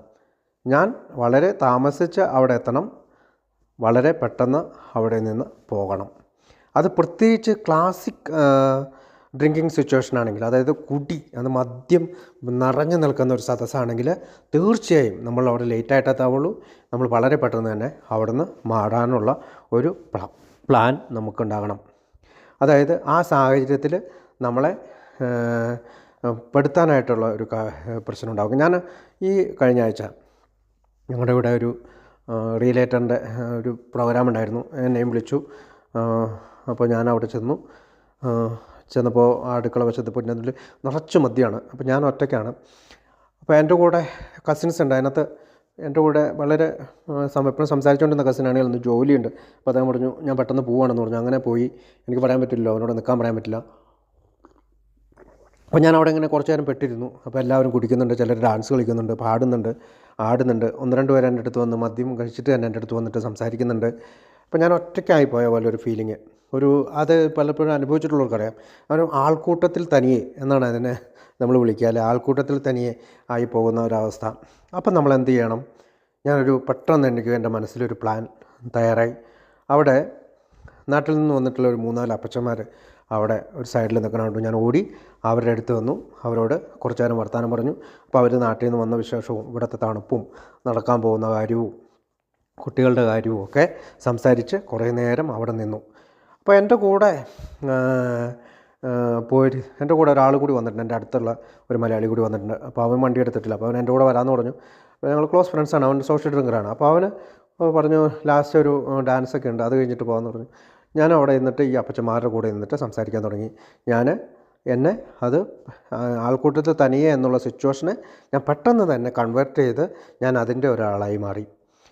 ഇനി എനിക്ക് അത്തരം സാഹചര്യങ്ങളിലൊക്കെ എനിക്ക് അവരെ സഹായകരമായിട്ട് നിൽക്കാം. അല്ലേ, അവിടെ ഫുഡ് വിളമ്പുന്നുണ്ടായിരുന്നു, അപ്പോൾ ആ പ്ലേറ്റ് എടുത്ത് കൊടുക്കാം, ക്ലീൻ ചെയ്യാം, അല്ലെങ്കിൽ അവരോടൊപ്പം ചേർന്ന് നിന്നുകൊണ്ട് ആ പാർട്ടിയിൽ ഒരാളായിട്ട് മാറിക്കൊണ്ട് ഞാൻ അവരെ സഹായപൂർണ്ണമായൊരവസ്ഥയിലേക്ക് ആ സിറ്റുവേഷനെ മാറ്റാം. അല്ലാതെ ഞാൻ വളരെ ഡള്ളായി അയ്യോ എനിക്ക് കുടിക്കാൻ പറ്റുന്നില്ല, അവർ എൻജോയ് ചെയ്ത് കുടിക്കുന്നുണ്ടല്ലോ എന്നുള്ള ധാരണ മാറ്റിയിട്ട് ആൽക്കഹോളിക് എന്ന ഷിബുവിനെ മാറ്റി ഞാൻ ഒരു സോഷ്യൽ ആയിട്ട് അവരോട് മൊത്തത്തിൽ സോഷ്യലൈസേഷൻ ചെയ്യാനായിട്ടുള്ള ഒരു ശ്രമം നടത്തി. ഇതിനെയാണ് പ്ലാൻ എന്ന് പറയുക. ഇത്തരം യാത്രകളിൽ നമ്മളെ ഏറ്റവും സഹായിക്കുന്ന ബിഗ് ബുക്കിലെ ഒരു പേജാണ് 102, മലയാളം ബുക്കിൽ പേജ് 102. ഞങ്ങളൊരു പ്രത്യേക നിബന്ധന വച്ചിട്ടുണ്ടെന്ന് നിങ്ങൾക്ക് കാണാം. അതുകൊണ്ട് ഓരോ സന്ദർഭത്തിലും നിങ്ങളോട് തന്നെ ചോദിക്കുക, ഈ പ്രത്യേക സ്ഥലത്തേക്ക് പോകേണ്ട വ്യക്തിപരമോ ബിസിനസ് പരമോ സാമൂഹ്യമോ ആയ എന്തെങ്കിലും കാരണം എനിക്കുണ്ടോ? അഥവാ ഈ സംഘത്തിൻ്റെ അന്തരീക്ഷത്തിൽ നിന്നും പരോക്ഷമായ എന്തെങ്കിലും രസം കവർന്നെടുക്കുവാൻ നിങ്ങൾ ആഗ്രഹിക്കുന്നുണ്ടോ? ഈ ചോദ്യങ്ങൾക്ക് നിങ്ങൾ തൃപ്തികരമായി മറുപടി പറയുകയാണെങ്കിൽ നിങ്ങൾക്ക് ഭയപ്പെടേണ്ട യാതൊരു കാര്യവുമില്ല. അത്തരം സ്ഥലങ്ങളിൽ പോവുകയോ അവിടെ നിന്ന് അകന്നു നിൽക്കുകയോ എന്താണ് കൂടുതൽ നല്ലത് എന്ന് വെച്ചാൽ അത് ചെയ്യുക. പക്ഷേ നിങ്ങൾ യാത്രയാകുന്നതിന് മുമ്പ് പൂർണ്ണമായും നിങ്ങളൊരു ആത്മീയ തലത്തിലാണെന്ന് ഉറപ്പുവരുത്തുകയും നിങ്ങളുടെ ഉദ്ദേശം പൂർണ്ണമായും നല്ലതാണെന്ന് ഉറപ്പുവരുത്തുകയും ചെയ്യുക. അത്തരമൊരു സന്ദർഭത്തിലേക്ക് നിങ്ങൾക്ക് എന്ത് ചെയ്യാനാകും എന്ന് ചിന്തിക്കുക. പക്ഷേ നിങ്ങൾ പതർച്ച ഉള്ളവനാണെങ്കിൽ നിങ്ങൾ വേറൊരു അമിത മദ്യപാന രോഗിയോടൊത്ത് പ്രവർത്തിക്കുന്നതായിരിക്കും നല്ലത്. എന്തിനാണ് ഒരു ചമ്മിയ മുഖവുമായി കഴിഞ്ഞു പോയ സുഖദിനങ്ങളെക്കുറിച്ച് നിറവുപ്പെട്ട് മദ്യപാനം നടന്നുകൊണ്ടിരിക്കുന്ന ഒരു സ്ഥലത്ത് ചെന്നിരിക്കുന്നത്? അതൊരു സന്തോഷവേളയാണെങ്കിൽ അവിടെയുള്ള ആളുകളുടെ സന്തോഷം വർദ്ധിപ്പിക്കുന്ന വിധത്തിൽ പെരുമാറുക. എന്തെങ്കിലും കാര്യം സംബന്ധിച്ചുള്ള ഒരു സന്ദർഭമാണെങ്കിൽ അങ്ങോട്ട് ചെന്ന് ആവേശപൂർവ്വം ആ കാര്യത്തിൽ സംബന്ധിക്കുക. ബാറിൽ നിന്ന് തന്നെ ഭക്ഷണം കഴിക്കുന്ന ഒരു സുഹൃത്തിനോടൊത്താണ് നിങ്ങളെങ്കിൽ ധൈര്യമായി അയാളോടൊത്ത് പോകുക. നിങ്ങൾക്ക് വേണ്ടി നിങ്ങളുടെ സുഹൃത്തുക്കളുടെ ശീലങ്ങൾ മാറ്റിവെക്കേണ്ടതില്ലെന്ന് അവർ മനസ്സിലാക്കട്ടെ. പറ്റിയ സ്ഥലത്ത് വെച്ച് പറ്റിയ സമയത്ത് എന്തുകൊണ്ടാണ് മദ്യം നിങ്ങളോടുമായി വിയോജിക്കുന്നതെന്ന് അവർക്ക് വിശദീകരിച്ചു കൊടുക്കുക. ഇത് നിങ്ങൾ നിരന്തരമായി ചെയ്യുകയാണെങ്കിൽ നിങ്ങളോട് കുടിക്കാൻ പിന്നീട് മറ്റാരും നിർബന്ധിക്കുകയില്ല. നിങ്ങൾ കുടിച്ചുകൊണ്ടിരുന്ന സമയത്ത് ജീവിതത്തിൽ നിന്ന് നിങ്ങൾ അല്പാൽപമായി പിന്മാറുകയായിരുന്നു. ഇപ്പോൾ നിങ്ങൾ ഈ ലോകത്തിലെ സാമൂഹ്യ ജീവിതത്തിലേക്ക് തിരിച്ചു വന്നിരിക്കുകയാണ്. നിങ്ങളുടെ സുഹൃത്തുക്കൾ മദ്യം കഴിക്കുന്നു എന്ന കാരണത്താൽ വീണ്ടും അങ്ങനെ ജീവിതത്തിൽ നിന്ന് പിൻവാങ്ങാൻ തുടങ്ങാതിരിക്കുക. എത്രയോ നല്ല പാരഗ്രാഫുകളാണ്. മറ്റുള്ളവർക്ക് പരമാവധി സഹായം ചെയ്യാൻ കഴിയുന്ന സ്ഥലത്തുണ്ടാവുക എന്നുള്ളതാണ് നിങ്ങളുടെ ഇപ്പോഴത്തെ ജോലി. അതുകൊണ്ട് നിങ്ങൾക്ക് സഹായകരമായി വർത്തിക്കാൻ കഴിയുന്ന എങ്ങോട്ടും പോകാൻ മടിക്കരുത്. അത്തരമൊരു ദൗത്യത്തിൽ ഈ ഭൂമിയിലെ ഏറ്റവും മലിനമായ ഇടത്ത് പോലും എത്താൻ നിങ്ങൾ മടി കാണിക്കരുത്. ഈ ലക്ഷ്യങ്ങളുടെ ജീവിതത്തിൻ്റെ ഈ തീച്ചുളയിൽ നിങ്ങൾ അഭംഗരം തുടരുക. അപ്പോൾ ദൈവം നിങ്ങളെ രോഗവിമുക്തനാക്കും. ഞങ്ങളിൽ പലരും വീടുകളിൽ മദ്യം സൂക്ഷിക്കാറുണ്ട്. ഞങ്ങൾക്ക് പലപ്പോഴും മദ്യ ഉന്മാത്തവരായി എത്തുന്ന നവാഗതരുടെ കടുത്ത മദ്യാസക്തിയിൽ നിന്ന് വിടുവിച്ചെടുക്കുവാൻ അത്യാവശ്യമാണ്. അമിത മദ്യപാന രോഗികളില്ലാത്ത ഞങ്ങളുടെ സുഹൃത്തുക്കൾക്ക് ഞങ്ങളിൽ ചിലർ മദ്യം വിളമ്പാറുണ്ട്. പക്ഷേ ആർക്കും മദ്യം വിളമ്പരുതെന്ന് ആണ് ഞങ്ങളിൽ വേറെ ചിലർ കരുതുന്നത്. ഈ കാര്യം ഞങ്ങളൊരു വിവാദത്തിന് വിഷയമാക്കാറില്ല. ഞങ്ങൾക്ക് തോന്നുന്നത് ഓരോ കുടുംബവും അവരുടെ സ്വന്തം സാഹചര്യങ്ങൾ കണക്കിലെടുത്ത് അവർ തന്നെ ഈ കാര്യം തീരുമാനിക്കണമെന്നാണ്. 2 തരത്തിലാണ് ആ പാരഗ്രാഫുകൾ പറഞ്ഞിരിക്കുന്നത്. ഒന്ന്, നമ്മൾ ഏതെങ്കിലും ഒരു സ്ഥലത്ത് ചമ്മിയ മുഖമായിട്ട് പോയിരിക്കേണ്ട ആവശ്യമുണ്ടോ? 2, എൻ്റെ വീട്ടിൽ ഞാൻ മദ്യം വിളമ്പണോ? ഇത് രണ്ടും നമുക്ക് തന്നെ തീരുമാനിക്കാമെന്നാണ്. ഒന്ന്, ആദ്യത്തെ കാര്യത്തിൽ പറയുന്നത് നമ്മൾ ആത്മീയമായിട്ട് സ്വസ്ഥതയാണ്, നമുക്ക് കുഴപ്പമില്ല, ഓക്കെ ആണ്. അല്ലെങ്കിൽ ഞാൻ ഇന്ന് ഭാര്യയുമായിട്ട് പിണങ്ങി അവക്കിട്ട് പ്രശ്നം ഉണ്ടാക്കിയിട്ടാണ് ഞാൻ പോകുന്നതെങ്കിൽ ഞാൻ ആത്മീയമായ സുസ്ഥിതിയിലല്ല, ഞാൻ പ്രശ്നത്തിൽ പോകാൻ സാധ്യതയുണ്ട്. അല്ലെങ്കിൽ ഞാൻ വളരെ ടെൻഷൻ അടിച്ചിട്ട് ഇരിക്കുന്ന സമയത്ത് തീർച്ചയായും മറ്റൊരു അമിത മദ്യാസക്ത രോഗിയുമായിട്ട് പ്രവർത്തിക്കാനാണ് തുടങ്ങി. അങ്ങനെ പ്രവർത്തിക്കുന്നെങ്കിൽ ഉടനെ പോയി ഒരു അമിത മദ്യാസക്തനെ പോയി കാണുക എന്നുള്ളതല്ല. ഒരാളെ ഫോൺ വിളിക്കുകയോ മറ്റൊരു AI അംഗത്തിനുമായിട്ട് ഉടനെ തന്നെ ബന്ധപ്പെടുകയോ ചെയ്യുക എന്നുള്ളതാണ് അതിൻ്റെ ഏറ്റവും ചുരുങ്ങിയ അർത്ഥം. അതെങ്കിലും മിനിമം ചെയ്തുകൊണ്ട് നമുക്ക് നമ്മുടെ രോഗത്തെപ്പറ്റി മനസ്സിലാക്കുകയും നമ്മുടെ തലയിലെ നമ്മുടെ ചിന്തകളെ മാറ്റിവിടുകയും ചെയ്യുക എന്നുള്ളത്. രണ്ടാമത്തെ കാര്യത്തിൽ വീട്ടിൽ വിളമ്പണ്ടയോ എന്നുള്ളത്, ഞാൻ മദ്യം കഴിക്കാറില്ല, അതുകൊണ്ട് ഞാൻ ആർക്കും മദ്യം മേടിച്ചു കൊടുക്കില്ല എന്നൊരു തീരുമാനം ഞാൻ എടുക്കുന്നു. അതെൻ്റെ തീരുമാനമാണ്. നമുക്ക് ഓരോരുത്തർക്കും ആ തീരുമാനങ്ങൾ എടുക്കണം. ഞാൻ കഴിക്കാത്ത ഒരു വസ്തു അല്ലെങ്കിൽ ഒരു സ്ലോ പോയിസൺ ഞാൻ മറ്റൊരാൾക്ക് കൊടുക്കുന്നത് ശരിയല്ല എന്നുള്ളതാണ് എൻ്റെ പക്ഷം. അത് ഓരോരുത്തർക്ക് ചിന്തിക്കാമെന്ന് തന്നെ ബിഗ് ബുക്കിൽ തന്നെ പറയുന്നുണ്ട്. അപ്പോൾ സഹായകരമായി പ്രവർത്തിക്കുക എന്ന് പറഞ്ഞാൽ ഞാൻ ആദ്യം പറഞ്ഞ പോലെ തന്നെ പ്ലേറ്റുകൾ മാറ്റുക, അല്ലെങ്കിൽ പ്ലേറ്റുകൾ വിളമ്പുക, അല്ലെങ്കിൽ ഭക്ഷണം വിളമ്പുക, സ്റ്റേജ് അലങ്കരിക്കുക, അങ്ങനെ എത്രയോ അല്ലെങ്കിൽ കസേരകൾ അറേഞ്ച് ചെയ്യുക, കസേരകൾ മാറ്റിയിടുക, അങ്ങനെ എത്രയോ അറേഞ്ച്മെൻറ്റ്സ് നമുക്ക് ചെയ്യാൻ സാധിക്കും. അതാണ് സഹായകരമായിട്ടുള്ള പ്രവർത്തനം. നമ്മൾ ഡിബേറ്റിൽ ഏർപ്പെട്ടിരുന്നു എന്നുള്ളതാണ് അടുത്തത്. ഒരു ഡിബേറ്റിലേക്കല്ല നമ്മൾ പോകുന്നത്. ആൽക്കഹോളിക്സ് അനോണിമസിനെ പറ്റി നമ്മൾ ഡിബേറ്റ് ചെയ്യേണ്ട കാര്യമില്ല. എൻ്റെ കൂടി നിർത്തലിനെ പറ്റി ഞാൻ ഡിബേറ്റ് ചെയ്യേണ്ട കാര്യമില്ല. അതായത് ഒരാൾ എന്നോട് ചോദിക്കും, നീ എന്തുകൊണ്ട് കൂടി നിർത്തി, നിനക്ക് എന്തുകൊണ്ട് കഴിക്കാൻ പാടില്ല, അയാൾ അത് ചോദിച്ചോട്ടെ. നമ്മൾ ഇഗ്നോർ ചെയ്യുന്നു ആ ചോദ്യത്തെ. നമ്മൾ ആ ചോദ്യങ്ങൾക്ക് ആൻസർ കൊടുക്കാൻ നിൽക്കുന്നില്ല. പ്രത്യേകിച്ച് ഒരു മദ്യപാന സദസ്സിൽ വെച്ച് മിക്കവാറും ആളുകൾ ഫേസ് ചെയ്തിട്ടുള്ളൊരു കാര്യമാണ്. നീ എന്തുകൊണ്ട് കുടിക്കുന്നില്ല. ഇപ്പോൾ കഴിഞ്ഞ ദിവസം തന്നെ പറഞ്ഞു, ഇപ്പം കുടിക്കുന്നില്ല കാരണം ഇവന് അവരുടെ വിചാരം ഞാനെന്തോ മദ്യനിരോധന സമിതിയുടെ പ്രസിഡൻ്റാണെന്നോ അങ്ങോട്ടൊക്കെയാണ് അവർ ആ രീതിയിലുള്ള ഇതാ പറയുന്നത്. പക്ഷേ ഞാനത് ഇഗ്നോർ ചെയ്തു. ഞാൻ അതിന് റിപ്ലൈ ചെയ്തില്ല. ഞാൻ ഒരക്ഷരം വേണ്ടിയില്ല. അയാൾ വേറൊരാൾ എൻ്റെ അടുത്ത് തോന്നുന്നു, ഞാനും കാസർഗോഡ് പണ്ട് ഇതിനകത്തൊക്കെ ആയിരുന്നു, പക്ഷേ ഞാൻ ഇടയ്ക്കിടയ്ക്ക് അടിക്കുമായിരുന്നു എന്നൊക്കെ പറഞ്ഞു. പക്ഷേ ഞാൻ ഒരു no comments, no arguments, no debate, ഇത്തരം ചർച്ചകളിലൊന്നും ഞാൻ ഏർപ്പെടാതിരിക്കുക. കാരണം അത് എൻ്റെ ഇമോഷണൽ ബട്ടനെ അവർ തൊടുന്നതാണ്, ഇമോഷണൽ ബട്ടൺ. അപ്പോൾ ആ ബട്ടനെ തൊട്ടോ ചേട്ടാ എന്ന് പറഞ്ഞുകൊണ്ട് തൊടിയിച്ചു കഴിഞ്ഞാൽ പെട്ടെന്ന് തന്നെ നമ്മൾക്ക് എന്തുകൊണ്ട് ഞാൻ കുടിക്കാതിരിക്കണമെന്ന് അവരെ പറഞ്ഞ് മനസ്സിലാക്കേണ്ട കാര്യമില്ല. അത് ഞാൻ മനസ്സിലാക്കേണ്ട കാര്യമാണ്. എൻ്റെ ചോയ്സാണ് ഞാൻ എന്തുകൊണ്ട് കൊടുക്കാതിരിക്കണമെന്ന്. അവർക്ക് കുഴപ്പമില്ലായിരിക്കും, കാരണം അവർ സാധാരണ കുടിയന്മാരായിരിക്കാം. അവർക്ക് ചിലപ്പോൾ നമ്മുടെ അത്ര വീഴ്ചകൾ പറ്റിയിട്ടുണ്ടാവില്ല, നമ്മുടെ അത്രയും കുഴപ്പങ്ങളുണ്ടായിരിക്കില്ല. അവരുടെ കാഴ്ചപ്പാടുകളാണ് നമ്മളിലേക്ക് അടിച്ചേൽപ്പിക്കാൻ ശ്രമിക്കുന്നത്. പക്ഷേ അത്തരം സമയം കളയലുകൾക്ക് നമ്മൾ ശ്രമിക്കരുത്. അത് വെറും സമയം പോക്കാണ്, ടൈം പാസ്സാണ്. അതുകൊണ്ട് ഡിബേറ്റിൽ, അതായത് മദ്യം കഴിക്കുന്നില്ല, എന്തുകൊണ്ട് ഞാൻ മദ്യം കഴിക്കുന്നില്ല, എന്തുകൊണ്ട് കഴിച്ചുകൂടാ, ഇത്തരം സാഹചര്യങ്ങളിൽ ഒരു കാരണവശാലും മറുപടി പറയാനായിട്ട് നിൽക്കരുത്. ഒരു മറുപടി പറയാതെയും നിശബ്ദനായി ഞാൻ കഴിഞ്ഞ ദിവസം നിന്ന കാര്യം ഞാൻ ഈ സന്ദർഭത്തിൽ ഓർക്കുകയാണ്. അപ്പോൾ ഒരിക്കലും ഞാൻ എന്തുകൊണ്ട് കുടിക്കാതിരിക്കുക എന്നുള്ള ചോദ്യത്തിന് നമ്മൾ മറുപടി കൊടുത്താൽ നമ്മളപ്പോൾ തന്നെ നീരസത്തിലേക്ക് ഏർപ്പെടാൻ സാധ്യതയുണ്ട്. അവർ മദ്യപിച്ചിരിക്കുകയാണ്, അപ്പോൾ നമ്മൾ വാക്കുകളാൽ നമ്മളെ കീഴ്പ്പെടുത്താൻ സാധ്യതയുണ്ട്. അപ്പോൾ നമ്മൾ വീണ്ടും കുടിയിലേക്ക്, അല്ലെങ്കിൽ നമ്മളൊരു പ്രഷറിലേക്ക്, അല്ലെങ്കിൽ നമ്മുടെ ചോയ്സ്, കുടിക്കാതിരിക്കുക എന്ന ചോയ്സ് പെട്ടെന്ന് തന്നെ നമ്മുടെ മൈൻഡിൽ നിന്ന് മാറിപ്പോകാൻ സാധ്യതയുണ്ട്. അതുകൊണ്ട് പ്രത്യേകിച്ച് ആദ്യ കാലഘട്ടങ്ങളിൽ പിങ്ക് ക്ലൗഡ് എന്ന് പറയുന്നില്ലേ, നാളിൽ നമ്മൾ പറയും ഹണിമൂൺ പീരീഡിലൊക്കെ നമ്മൾ മറ്റുള്ളവരിലേക്ക് സന്ദേശം എത്തിച്ചു കൊടുക്കാൻ വേണ്ടിയിട്ട് വല്ലാതെ തീവ്ര ശ്രമങ്ങളൊക്കെ നടത്താറുണ്ട്. അതേ ഘട്ടത്തിൽ എൻ്റെ കൂട്ടുകാരെ കൊണ്ടുവരണം, അവരെ കൊണ്ടുവരണം, ഇളയപ്പൻ്റെ മോനെ കൊണ്ടുവരണം, ഇതൊക്കെയായിരുന്നു നമ്മുടെ ആഗ്രഹങ്ങൾ. പക്ഷേ ആൽക്കഹോളിക്സ് അനോണിമസിൽ പറയുന്നു, ആദ്യം നീ നിൻ്റെ കാര്യം നോക്കുക, നീ സുബോധവാനാകുക.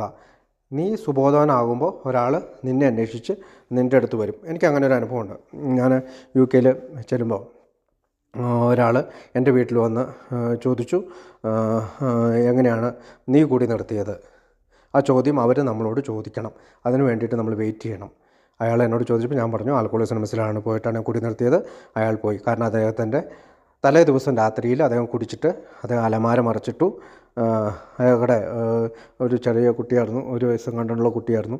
അവരുടെ മേത്തേക്ക് വീഴേണ്ടായിരുന്നു, ആ കുട്ടിയുടെ മേത്തേക്ക് വീഴേണ്ടായിരുന്നു, അവൻ ജയിലിൽ പോകേണ്ടായിരുന്നു, ആ കുട്ടി മരിക്കേണ്ടതായിരുന്നു. ആ സാഹചര്യത്തിൽ ഭയപ്പെട്ടുകൊണ്ടാണ് അയാൾ ഓടി വന്ന് എന്നോട് ചോദിച്ചത്, നീ അങ്ങനെ കുടിക്കാതിരിക്കുന്നു. അതുകൊണ്ട് നോട്ടീസ് എന്ന് പറയുന്നത് നോട്ടീസ് പേപ്പറിൽ അടിച്ചെടുക്കുകയല്ല, ഞാൻ കുടിക്കാതിരിക്കുന്നത് മറ്റുള്ളവർ കാണിച്ചുകൊണ്ട് നമ്മൾ നോട്ടീസായി മാറുകയാണ്. അതുകൊണ്ടാണ് ആൽക്കഹോളിക്സ് അനോണിമസിൽ ഓരോരുത്തരും അയാളുടെ ജീവിതശൈലി സ്വീകരിച്ചുകൊണ്ട് നമ്മൾ ഓരോരുത്തരും നോട്ടീസായി മാറുന്നത്. നമ്മളെ ചോദ്യം ചെയ്യുന്നത് ചിലപ്പോൾ നമ്മുടെ ബിസിനസ് പാർട്ട്നേഴ്സാകാം, നമ്മുടെ കൂട്ടുകാരാകാം, നമ്മുടെ കോവർക്കേഴ്സാകാം, നമ്മുടെ ഫാമിലി മെമ്പേഴ്സാകാം. അവർക്ക് നമ്മൾ ഒരു ബെനിഫിറ്റായിട്ടുള്ള രീതിയിൽ നമ്മൾ അതിന് മറുപടി കൊടുത്തുകൊണ്ട് നമ്മൾ അവരെ ചോദ്യം ചെയ്യുകയോ, അല്ലെങ്കിൽ അവരുടെ ചോദ്യങ്ങൾക്ക് നമ്മൾ ചോദ്യശരങ്ങൾ ചെയ്യുകയൊക്കെ ചെയ്ത് കഴിഞ്ഞാൽ, ആൻസർ ശരങ്ങളൊക്കെ ചെയ്ത് കഴിഞ്ഞാൽ നമ്മൾ നമ്മുടെ സുബോധാവസ്ഥ എന്ന് പറയുന്ന അവസ്ഥയിൽ നിന്ന് മാറിപ്പോകാൻ സാധ്യതയുണ്ട്. അതുകൊണ്ട് ആൽക്കഹോളിക്സ് അനോണിമസിൻ്റെ 12 പടികൾ എന്ന് പറയുന്നത് അവനവൻ്റെ തിരഞ്ഞെടുക്കലാണ്, അവനവൻ്റെ ജീവിതത്തിൽ മാറ്റിമറിക്കലാണ്. അത് മറ്റൊരാൾക്ക് അതിനകത്ത് ഇടപെടേണ്ട കാര്യമില്ല. നമുക്കറിയാം ആൽക്കഹോളിക്സ് അനോണിമസിൻ്റെ ഈ പ്രോഗ്രാം പിന്തുടരുമ്പോൾ ഇത്തരം റിലേഷനുകളെല്ലാം വളരെയധികം ഇമ്പ്രൂവ് ആവുകയും നമ്മൾ വിചാരിക്കാത്ത ജീവിതത്തിൽ വിജയങ്ങളും സന്തോഷങ്ങളും രസകരമായ സന്ദർഭങ്ങളും ഒക്കെ വരികയും പഴയകാല കുടിക്കൂട്ടുകാർ നമ്മളുടെ മാറ്റങ്ങൾ കണ്ട് അതിശക്തിപരമായിട്ട്, അല്ലെങ്കിൽ നമ്മുടെ വളർച്ച കണ്ട് വളരെ അതിശക്തിപരമായിട്ട് നിൽക്കുന്നതെല്ലാം നമ്മൾക്ക് കാണാൻ കഴിയും. നമ്മൾ ഈ മദ്യപാനം നിർത്തണമെന്നുള്ള ഒരു തീരുമാനം എടുത്തു, പക്ഷേ നമ്മൾ മദ്യത്തെ വെറുക്കുന്നില്ല, അല്ലെങ്കിൽ മദ്യത്തിനെതിരെ പൊരുതുന്നില്ല, അതിൻ്റെ പരസ്യങ്ങൾക്കെതിരെ സമരം ചെയ്യുന്നില്ല, ബാറിൻ്റെ മുമ്പിൽ സ്ട്രൈക്ക് ചെയ്യുന്നില്ല. കാരണം നമ്മൾക്ക് അങ്ങനെ അതിനോടൊരു വെറുപ്പോ അസഹിഷ്ണുതയോ നമ്മൾ കാണിക്കാതിരിക്കുന്നുണ്ട്. കാരണം അത് ആ മനോഭാവം നമ്മൾക്കൊരിക്കലും ഗുണം ചെയ്യില്ല. നമ്മളെ സംബന്ധിച്ചിടത്തോളം ബുക്കിൽ പറയുന്നത്, ഞങ്ങളുടെ കൂട്ടത്തിലുള്ള ഓരോ അമിത മദ്യപാന രോഗിയും ഈ മനോഭാവം തങ്ങളിലുണ്ടോ എന്ന് ശ്രദ്ധിക്കുന്നവരാണ്. അത്തരം ബാധയൊഴിപ്പിക്കലുകാരല്ല ഞങ്ങളെന്ന് കാണുമ്പോൾ അവർ വളരെയേറെ ആശ്വസിക്കുന്നു. അക്ഷമയോടെയുള്ള സമീപനം അമിത മദ്യപാന രോഗിയെ അകറ്റിക്കളയുന്നു. അത്തരം വിഡ്ഢിത്തം ചെയ്യാതിരുന്നാൽ അവരുടെ ജീവിതങ്ങൾ ഒരുപക്ഷെ രക്ഷിക്കുവാൻ കഴിഞ്ഞേക്കും. നൈമിഷികമായി കുടിക്കാൻ പ്രേരണ തോന്നുന്ന വിധത്തിലുള്ള കാരണം തങ്ങളുണ്ടാക്കില്ല. എന്തുകൊണ്ടെന്നാൽ 1000-1 മദ്യപൻ പോലും മദ്യം വെറുക്കുന്ന ഒരാളിൽ നിന്ന് മദ്യപാനത്തെക്കുറിച്ച് പറഞ്ഞു കേൾക്കാൻ ഇഷ്ടപ്പെടുന്നില്ല. ഇത് വളരെ ഈ സ്റ്റേറ്റ്മെൻറ്റ് നമ്മൾ വളരെയധികം വായിക്കണം. അതായത് ചിലപ്പോൾ നമ്മുടെ കൂട്ടുകാരൊക്കെ പറയാറുണ്ട്, മദ്യത്തെ കാണുന്ന വെറുപ്പാണ്, സിനിമയിൽ മദ്യം കാണുന്ന വെറുപ്പാണ്. ഇത്തരം വെറുപ്പുകൾ എന്തുകൊണ്ടെന്നാൽ 1000-1 മദ്യപൻ പോലും, അതായത് 1000 മദ്യപനിൽ ഒരാൾ പോലും മദ്യം വെറുക്കുന്ന ഒരാളിൽ നിന്ന് മദ്യപാനത്തെക്കുറിച്ച് പറഞ്ഞു കേൾക്കാൻ ഇഷ്ടപ്പെടുന്നില്ല എന്നുള്ളതാണ്. അമിത മദ്യപാന രോഗപ്രശ്നത്തിൻ്റെ ആഴത്തെക്കുറിച്ച് പൊതുജനങ്ങൾക്ക് കുറേ കൂടി നല്ല ധാരണ നൽകാൻ എന്തെങ്കിലും ഒരിക്കൽ ആൽക്കഹോളിക്സ് അനോണിമസ് സാധിക്കുമെന്ന് ഞങ്ങൾ വിശ്വസിക്കുന്നു. കാഠിന്യവും ശത്രുതയും കലർന്ന മനോഭാവമാണ് ഞങ്ങളുടേതെങ്കിൽ ഞങ്ങളെക്കൊണ്ട് വലിയ പ്രയോജനം ഉണ്ടാവില്ല. കുടിയന്മാർ അതിന് നിന്ന് തരില്ല. എന്തൊക്കെയാണെങ്കിലും ഞങ്ങളുടെ പ്രശ്നങ്ങൾ ഞങ്ങളുടെ തന്നെ സ്വന്തം സൃഷ്ടിയാണ്. കുപ്പികൾ വെറും പ്രതിരൂപങ്ങൾ മാത്രമാണ്. എന്ന് മാത്രമല്ല, ആരെങ്കിലുമോയോ എന്തെങ്കിലോടുമോ പൊരുത്തുന്നത് ഞങ്ങൾ നിർത്തി. ഞങ്ങൾക്ക് അങ്ങനെ ആകേണ്ടതുണ്ട്. കുപ്പിയോട് പോലും മദ്യത്തോട് പോലും നമ്മൾ പൊരുത്തുന്നത് നിർത്തി. പക്ഷേ നമ്മൾ ഒരുപാട് അറ്റംപ്റ്റിന് ശേഷം വീണ്ടും എയിലെത്തിയതാകാം. നമുക്കറിയാം, ഓരോ അറ്റംപ്റ്റുകളും വീണ്ടും കുടികളും അല്ലെങ്കിൽ ആദ്യത്തെ കുടി എന്ന് മാറി നിൽക്കാമെന്ന് പറയുമ്പോൾ നമ്മൾ അതിനകത്തൊരു പ്രതിരോധം സ്വീകരിച്ചിട്ടില്ല. നമ്മൾ പോയി ആദ്യത്തെ കുടിയിൽ നമ്മളോട് മീറ്റിങ്ങിൽ കേൾക്കുന്നുണ്ട്, ആദ്യത്തെ കുടിയിൽ നിന്ന് മാറി നിൽക്കാമെന്ന് പറയുമ്പോൾ ഇല്ല, ഞാൻ ആദ്യത്തെ കുടി എടുക്കുന്നു, വീണ്ടും കുടിക്കുന്നു, വീണ്ടും നമ്മൾ പ്രശ്നത്തിലേക്ക് ഏർപ്പെടുന്നു. അപ്പോൾ ഇനി നമ്മളൊരു അറ്റംപ്റ്റ് എടുക്കുകയാണ്, ആദ്യത്തെ കുടിയിൽ നിന്ന് മാറി നിൽക്കുന്നു. അത് വിൽ പവർ കൊണ്ടല്ല നമ്മൾ എടുക്കുന്നത്. നമുക്കറിയാം, വിൽ പവർ നമുക്ക് ഒരു അച്ചീവ്മെൻറ്റ് തന്നില്ല. കാരണം നമുക്ക് വിൽ പവർ ഉണ്ടായിരുന്നെങ്കിൽ പണ്ടേ നമ്മൾ കുടി നിർത്തിയാണ്. അപ്പോൾ വിൽ പവർ എന്ന് പറയുന്നതല്ല, ഹയർ പവർ അല്ലെങ്കിൽ ഉന്നത ശക്തിയാണ് നമ്മൾ ആശ്രയിക്കുക. പക്ഷേ നമുക്ക് നമ്മൾ ദൈവവിചാരങ്ങളൊന്നും ഇല്ലെങ്കിൽ തന്നെയും ഗ്രൂപ്പിനെ ഒരു ഹയർ പവറായി കണ്ടുകൊണ്ട് നമുക്ക് എല്ലാ ദിവസവും വൈകുന്നേരമുള്ള രാവിലെകളിലോ അല്ലെങ്കിൽ ഉച്ചയ്ക്കുള്ള മീറ്റിങ്ങുകളിൽ ഓൺലൈനായിട്ടോ ഫിസിക്കലായിട്ടോ പങ്കെടുക്കാനായിട്ട് ശ്രമിച്ചു കഴിഞ്ഞാൽ നമുക്ക് ആ ഹയർ പവർ കിട്ടുകയും നമുക്ക് നമ്മുടെ കുടിപ്രശ്നത്തെ കൈകാര്യം ചെയ്യാനായിട്ട് നമുക്ക് സാധിക്കുകയും ചെയ്യും. എന്തുകൊണ്ട് കുടിക്കുന്നു എന്ന് ചോദിച്ചാൽ നമുക്ക് അനേകം കാര്യങ്ങൾ പറയാനുണ്ട് അല്ലേ. നമ്മുടെ ചൈൽഡ്ഹുഡിലുണ്ടായ പ്രശ്നങ്ങൾ, ഞാൻ പറയുന്നത് എൻ്റെ അപ്പം കുടിയനായിരുന്നു, അപ്പൻ എന്നെ അങ്ങനെ ചെയ്തു, അല്ലെങ്കിൽ എന്നെ പഠിപ്പിക്കാൻ സമ്മതിച്ചില്ല, എനിക്ക് നല്ല വസ്ത്രങ്ങൾ മേടിച്ചു തന്നില്ല, ഒരുപാട് പണം ഉണ്ടായിരുന്നു, പക്ഷേ മേജർ പണവും കുടിക്ക് വേണ്ടി ചിലവഴിച്ചു എന്നൊക്കെ പറഞ്ഞ് ഞാൻ ഒരുപാട് കംപ്ലയിൻറ്റുകൾ പറയാറുണ്ട്. അല്ലെങ്കിൽ നമ്മുടെ എൻവയറമെൻറ്റിനെ, നമ്മുടെ സാഹചര്യങ്ങളെ കുറ്റപ്പെടുത്തുന്നു, അല്ലെങ്കിൽ നമ്മുടെ ഇമോഷനെ, നമ്മുടെ വൈകാരികമായ അവസ്ഥകളെ നമുക്ക് കൈകാര്യം ചെയ്യാൻ പറ്റുന്നില്ല എന്ന് പറഞ്ഞുകൊണ്ട് കുടിക്കുന്നു. അങ്ങനെ ഒരുപാട് കാര്യങ്ങളെക്കുറിച്ച് പറഞ്ഞുകൊണ്ട് നമ്മൾ യഥാർത്ഥത്തിൽ എഫക്റ്റീവായിട്ട് ചെയ്യേണ്ട കാര്യങ്ങളിൽ നിന്ന് ഓടി അകലാൻ മദ്യം അതിനൊരു പരിഹാരമായിട്ട് കണ്ടുകൊണ്ടാണ് നമ്മൾ കുടിക്കാലത്ത് നടന്നിരുന്നത്. നമ്മൾ എയിലെത്തുമ്പോൾ നമ്മളൊരു ബോയിൽ നിന്ന് അഡൽറ്റിലേക്ക് മാറുന്ന ഒരവസ്ഥയിലേക്കാണ് നമ്മൾ വരുന്നത് അല്ലേ. നമ്മുടെ ജോലിയിൽ കുറേ ഡിസപ്പോയിൻമെൻറ്റ് ഉണ്ടായേക്കാം. നമ്മുടെ ജോലി കയറ്റം കിട്ടേണ്ടതായിരുന്നു, അത് നഷ്ടപ്പെട്ടു പോയി. അല്ലെങ്കിൽ നമ്മളിങ്ങനെ ഫ്രണ്ട്ഷിപ്പ് ഗ്രൂപ്പുകൾ ഷിഫ്റ്റ് ചെയ്തുകൊണ്ടേയിരുന്നു. അങ്ങനെ പല ഡിസപ്പോയിൻമെൻറ്റുകളെല്ലാം നമ്മുടെ ജീവിതത്തിൽ വന്നതിന് ശേഷം, നിരാശകൾ നമ്മുടെ ജീവിതത്തിൽ വന്നതിന് ശേഷം എയിലെത്തുമ്പോൾ നമ്മൾ ബോയിൽ നിന്ന് ഒരു അഡൽറ്റിലേക്ക് സഞ്ചരിക്കുകയാണ്. നമ്മൾ ഇപ്പോൾ സഞ്ചരിക്കുന്നത് യാഥാർത്ഥ്യങ്ങളുടെ ലോകത്തേക്കാണ്. അതുകൊണ്ട് നമുക്ക് നമ്മുടെ വീടിനെ പറ്റിയോ ജോലിയെ പറ്റിയോ കാറിനെ പറ്റിയോ അല്ലെങ്കിൽ നമ്മുടെ ബാങ്ക് ബാലൻസിനെ പറ്റിയോ കൂട്ടുകാർ പുകഴ്ത്തി പറയുന്നതല്ല. നമ്മളിപ്പോൾ കൂടുതൽ പരിഗണന കൊടുക്കുന്നത് നമ്മുടെ ജീവിതത്തിലെ മാറ്റങ്ങൾ, സ്വഭാവത്തിലെ മാറ്റങ്ങൾ മറ്റുള്ളവർ കാണുകയും അതിനെപ്പറ്റി പറയുന്നത് കേൾക്കാനുമാണ് നമ്മൾ സഞ്ചരിക്കുന്നത്. ഇത്തരം പുകഴ്ത്തലുകൾ ആൽക്കഹോളിക്സ് അനോണിമസിൻ്റെ ഉള്ളിൽ നിന്ന് നമ്മൾക്ക് ലഭിച്ചില്ലെന്ന് വരും. കാരണം നമ്മുടെ കൂട്ടുകാരായിട്ടാണ് ഏകാർ പക്ഷേ നമ്മളെ പുകഴ്ത്തി പറഞ്ഞേക്കാം, പക്ഷേ നമ്മളെ ഈഴ്ത്തിയും പറഞ്ഞേക്കാം. അത് നമ്മൾക്ക് പ്രശ്നമല്ല. നമ്മൾക്ക് എപ്പോഴും പുകഴ്ത്തലുകൾ കിട്ടുന്നത് ഏക്ക് പുറത്തുനിന്നാണ്. നമ്മുടെ ഭാര്യമാരിൽ നിന്നോ മക്കളിൽ നിന്നോ അല്ലെങ്കിൽ ജോലി സ്ഥലത്തു നിന്നോ മറ്റു കൂട്ടുകാരിൽ നിന്നായിരിക്കും ആ പുകഴ്ത്തലുകൾ കിട്ടുക. ലാൻഡ് ഓഫ് ആൽക്കഹോളിൽ നിന്ന് ലാൻഡ് ഓഫ് സോബറിറ്റിയിലേക്കുള്ള യാത്ര, അല്ലെങ്കിൽ മദ്യം എന്ന് പറയുന്ന സ്ഥലത്ത് നിന്നും സുബോധാവസ്ഥ എന്ന സ്ഥലത്തേക്കുള്ള യാത്ര പലർക്കും പലതരത്തിലാണ്. ചിലർക്ക് വളരെ പെട്ടെന്ന് തന്നെ അത് സാധിക്കുന്നു, ചിലർക്ക് 1-2 വീഴ്ചകളോ അല്ലെങ്കിൽ കുറേ കാലത്തിന് ശേഷമേ സാധിക്കുന്നുള്ളൂവെങ്കിലും ഇതിനകത്തൊരു മൈൻഡ് സെറ്റ് ആവശ്യമുണ്ട്. അതിൻ്റെ പ്രധാനപ്പെട്ട മൈൻഡ് സെറ്റിന് അല്ലെങ്കിൽ എൻ്റെ ആ ഒരു മാനസിക ഒരുക്കലിന് ഞാൻ ചിന്തിക്കേണ്ട ഒരു കാര്യം, ഞാനും എൻ്റെ കുടിയും എനിക്ക് തരുന്നത് രസകരമായ അവസ്ഥയാണോ, അല്ലെങ്കിൽ ഞാനും എൻ്റെ കുടിയും എനിക്ക് തരുന്നത് ദുരിതപൂർണമായ അവസ്ഥയാണോ? ഈ 2 കാര്യങ്ങൾ ചേർത്ത് വെച്ചുകൊണ്ടാണ് ഞാൻ എൻ്റെ മൈൻഡ് സെറ്റ് റെഡിയാക്കേണ്ടത്. കാരണം നമ്മളെപ്പോഴും ചിന്തിച്ചിരുന്നത് മദ്യം കഴിക്കൽ ഒരു സാധാരണ കാര്യമാണെന്നാണ്. നമുക്ക് മരിക്കാനൊന്നും ഇഷ്ടമായിരുന്നില്ല, പക്ഷേ എങ്ങനെ ജീവിക്കണമെന്ന് നമുക്കറിയില്ലായിരുന്നു. അപ്പോഴാണ് സുബോധാവസ്ഥയിൽ നമുക്ക് ജീവിക്കാൻ സാധിക്കുമെന്നും മദ്യം കഴിക്കുന്നത് ഒരു അസാധാരണ കാര്യമാണെന്ന് നമ്മൾക്ക് തിരിച്ചറിഞ്ഞുകൊണ്ട് ആ സുബോധാവസ്ഥ എന്ന് പറയുന്ന ഒരു സ്ഥലത്തേക്കൂടെ നമ്മൾ സഞ്ചരിക്കുകയാണ്. അപ്പോൾ മദ്യം ശക്തനാണ്, സൂത്രശാലിയാണ്, ചിന്താക്കുഴപ്പമുണ്ടാക്കുന്നവനാണ്. അവനെപ്പോഴും കടന്നു വന്ന് നമ്മളെ ആ സ്ഥലത്തു നിന്നും മദ്യപിക്കുന്ന സ്ഥലത്തേക്ക് വലിച്ചുകൊണ്ട് പോകാൻ നോക്കും. പക്ഷേ നമ്മുടെ 2 കാലുകൾ ഉറപ്പുള്ളതാണെങ്കിൽ നമുക്ക് വീണ്ടും ഒരു അറ്റംപ്റ്റ് കൂടി, വീണ്ടും ഒരു കുടി കൂടി ആദ്യത്തെ കുടിയിൽ നിന്ന് മാറി നിന്നുകൊണ്ട് വീണ്ടും വീണ്ടും കുടിക്കാതെ ഇരിക്കാനായിട്ടുള്ള ടിപ്സുകൾ ഈ യാത്രയിൽ അല്ലെങ്കിൽ സുബോധാവസ്ഥ എന്ന് പറയുന്ന സ്ഥലത്തൂടെയുള്ള യാത്രയിൽ നമുക്ക് കിട്ടും. കൂടുതൽ ഇൻഫോർമേഷൻസ് നമ്മൾ ശേഖരിക്കും. കാരണം എന്തുകൊണ്ട് മദ്യം കുടിക്കാതിരിക്കണം, അല്ലെങ്കിൽ മദ്യം എൻ്റെ ശരീരത്തിൽ ചെയ്യുന്ന കാര്യങ്ങൾ എന്തൊക്കെയാണ് എന്ന് ചിന്തിച്ചുകൊണ്ട് എനിക്ക് ഫണ്ണായിട്ട് വളരെ ഹാപ്പിയായിട്ട് ഈ സുബോധാവസ്ഥ എന്ന് പറയുന്ന സ്ഥലത്തൂടെ സഞ്ചരിക്കണം. മദ്യത്തിന് വേണ്ടി നമ്മൾ ഒരുപാട് സമയം കളഞ്ഞിട്ടുണ്ട് അല്ലേ? ആ സമയങ്ങളൊന്നും നമുക്ക് തിരിച്ചു പിടിക്കാൻ സാധിക്കില്ല. നമ്മൾ അതുപോലെ തന്നെ ഒരുപാട് പണം കളഞ്ഞിട്ടുണ്ട്. ഒരു പക്ഷേ പണം തിരിച്ചു പിടിച്ചേക്കാം, ആ പണം അല്ലെങ്കിൽ മറ്റൊരു രീതിയിലൊക്കെ നമുക്ക് പണം തിരിച്ച് കയ്യിൽ വന്നേക്കാം. പക്ഷേ സമയം അത് നമുക്ക് കാണില്ല. അപ്പോൾ നമുക്ക് വളരെ ചുരുങ്ങിയ സമയമേ ഉള്ളൂ. അതുകൊണ്ട് ഇനിയും നമുക്ക് സമയം വേസ്റ്റ് ചെയ്തുകൊണ്ട് നമ്മുടെ സുബോധാവസ്ഥ എന്ന് പറയുന്ന സ്ഥലത്ത് നിന്ന് മദ്യപാനം എന്ന സ്ഥലത്തേക്ക് ഓടിപ്പോകരുത് എന്നുള്ളതാണ് എന്നോട് തന്നെ എനിക്ക് പറയാനുള്ളത്. എന്തുകൊണ്ട് കുടിക്കാതിരിക്കണമെന്ന് പറഞ്ഞാൽ നമുക്ക് ആരോഗ്യം തിരിച്ചു കിട്ടാൻ വേണ്ടിയിട്ട് നമ്മുടെ ലിവറൊക്കെ ശരിയാകും, നമുക്ക് എന്തെങ്കിലും ആന്തരികാവയവങ്ങൾക്ക് എന്തെങ്കിലും ഡാമേജുകൾ പറ്റും, അതൊക്കെ ശരിയാകും. നമ്മുടെ ചിന്തകളെ പോലും ഇത് വളരെയധികം സഹായിക്കും.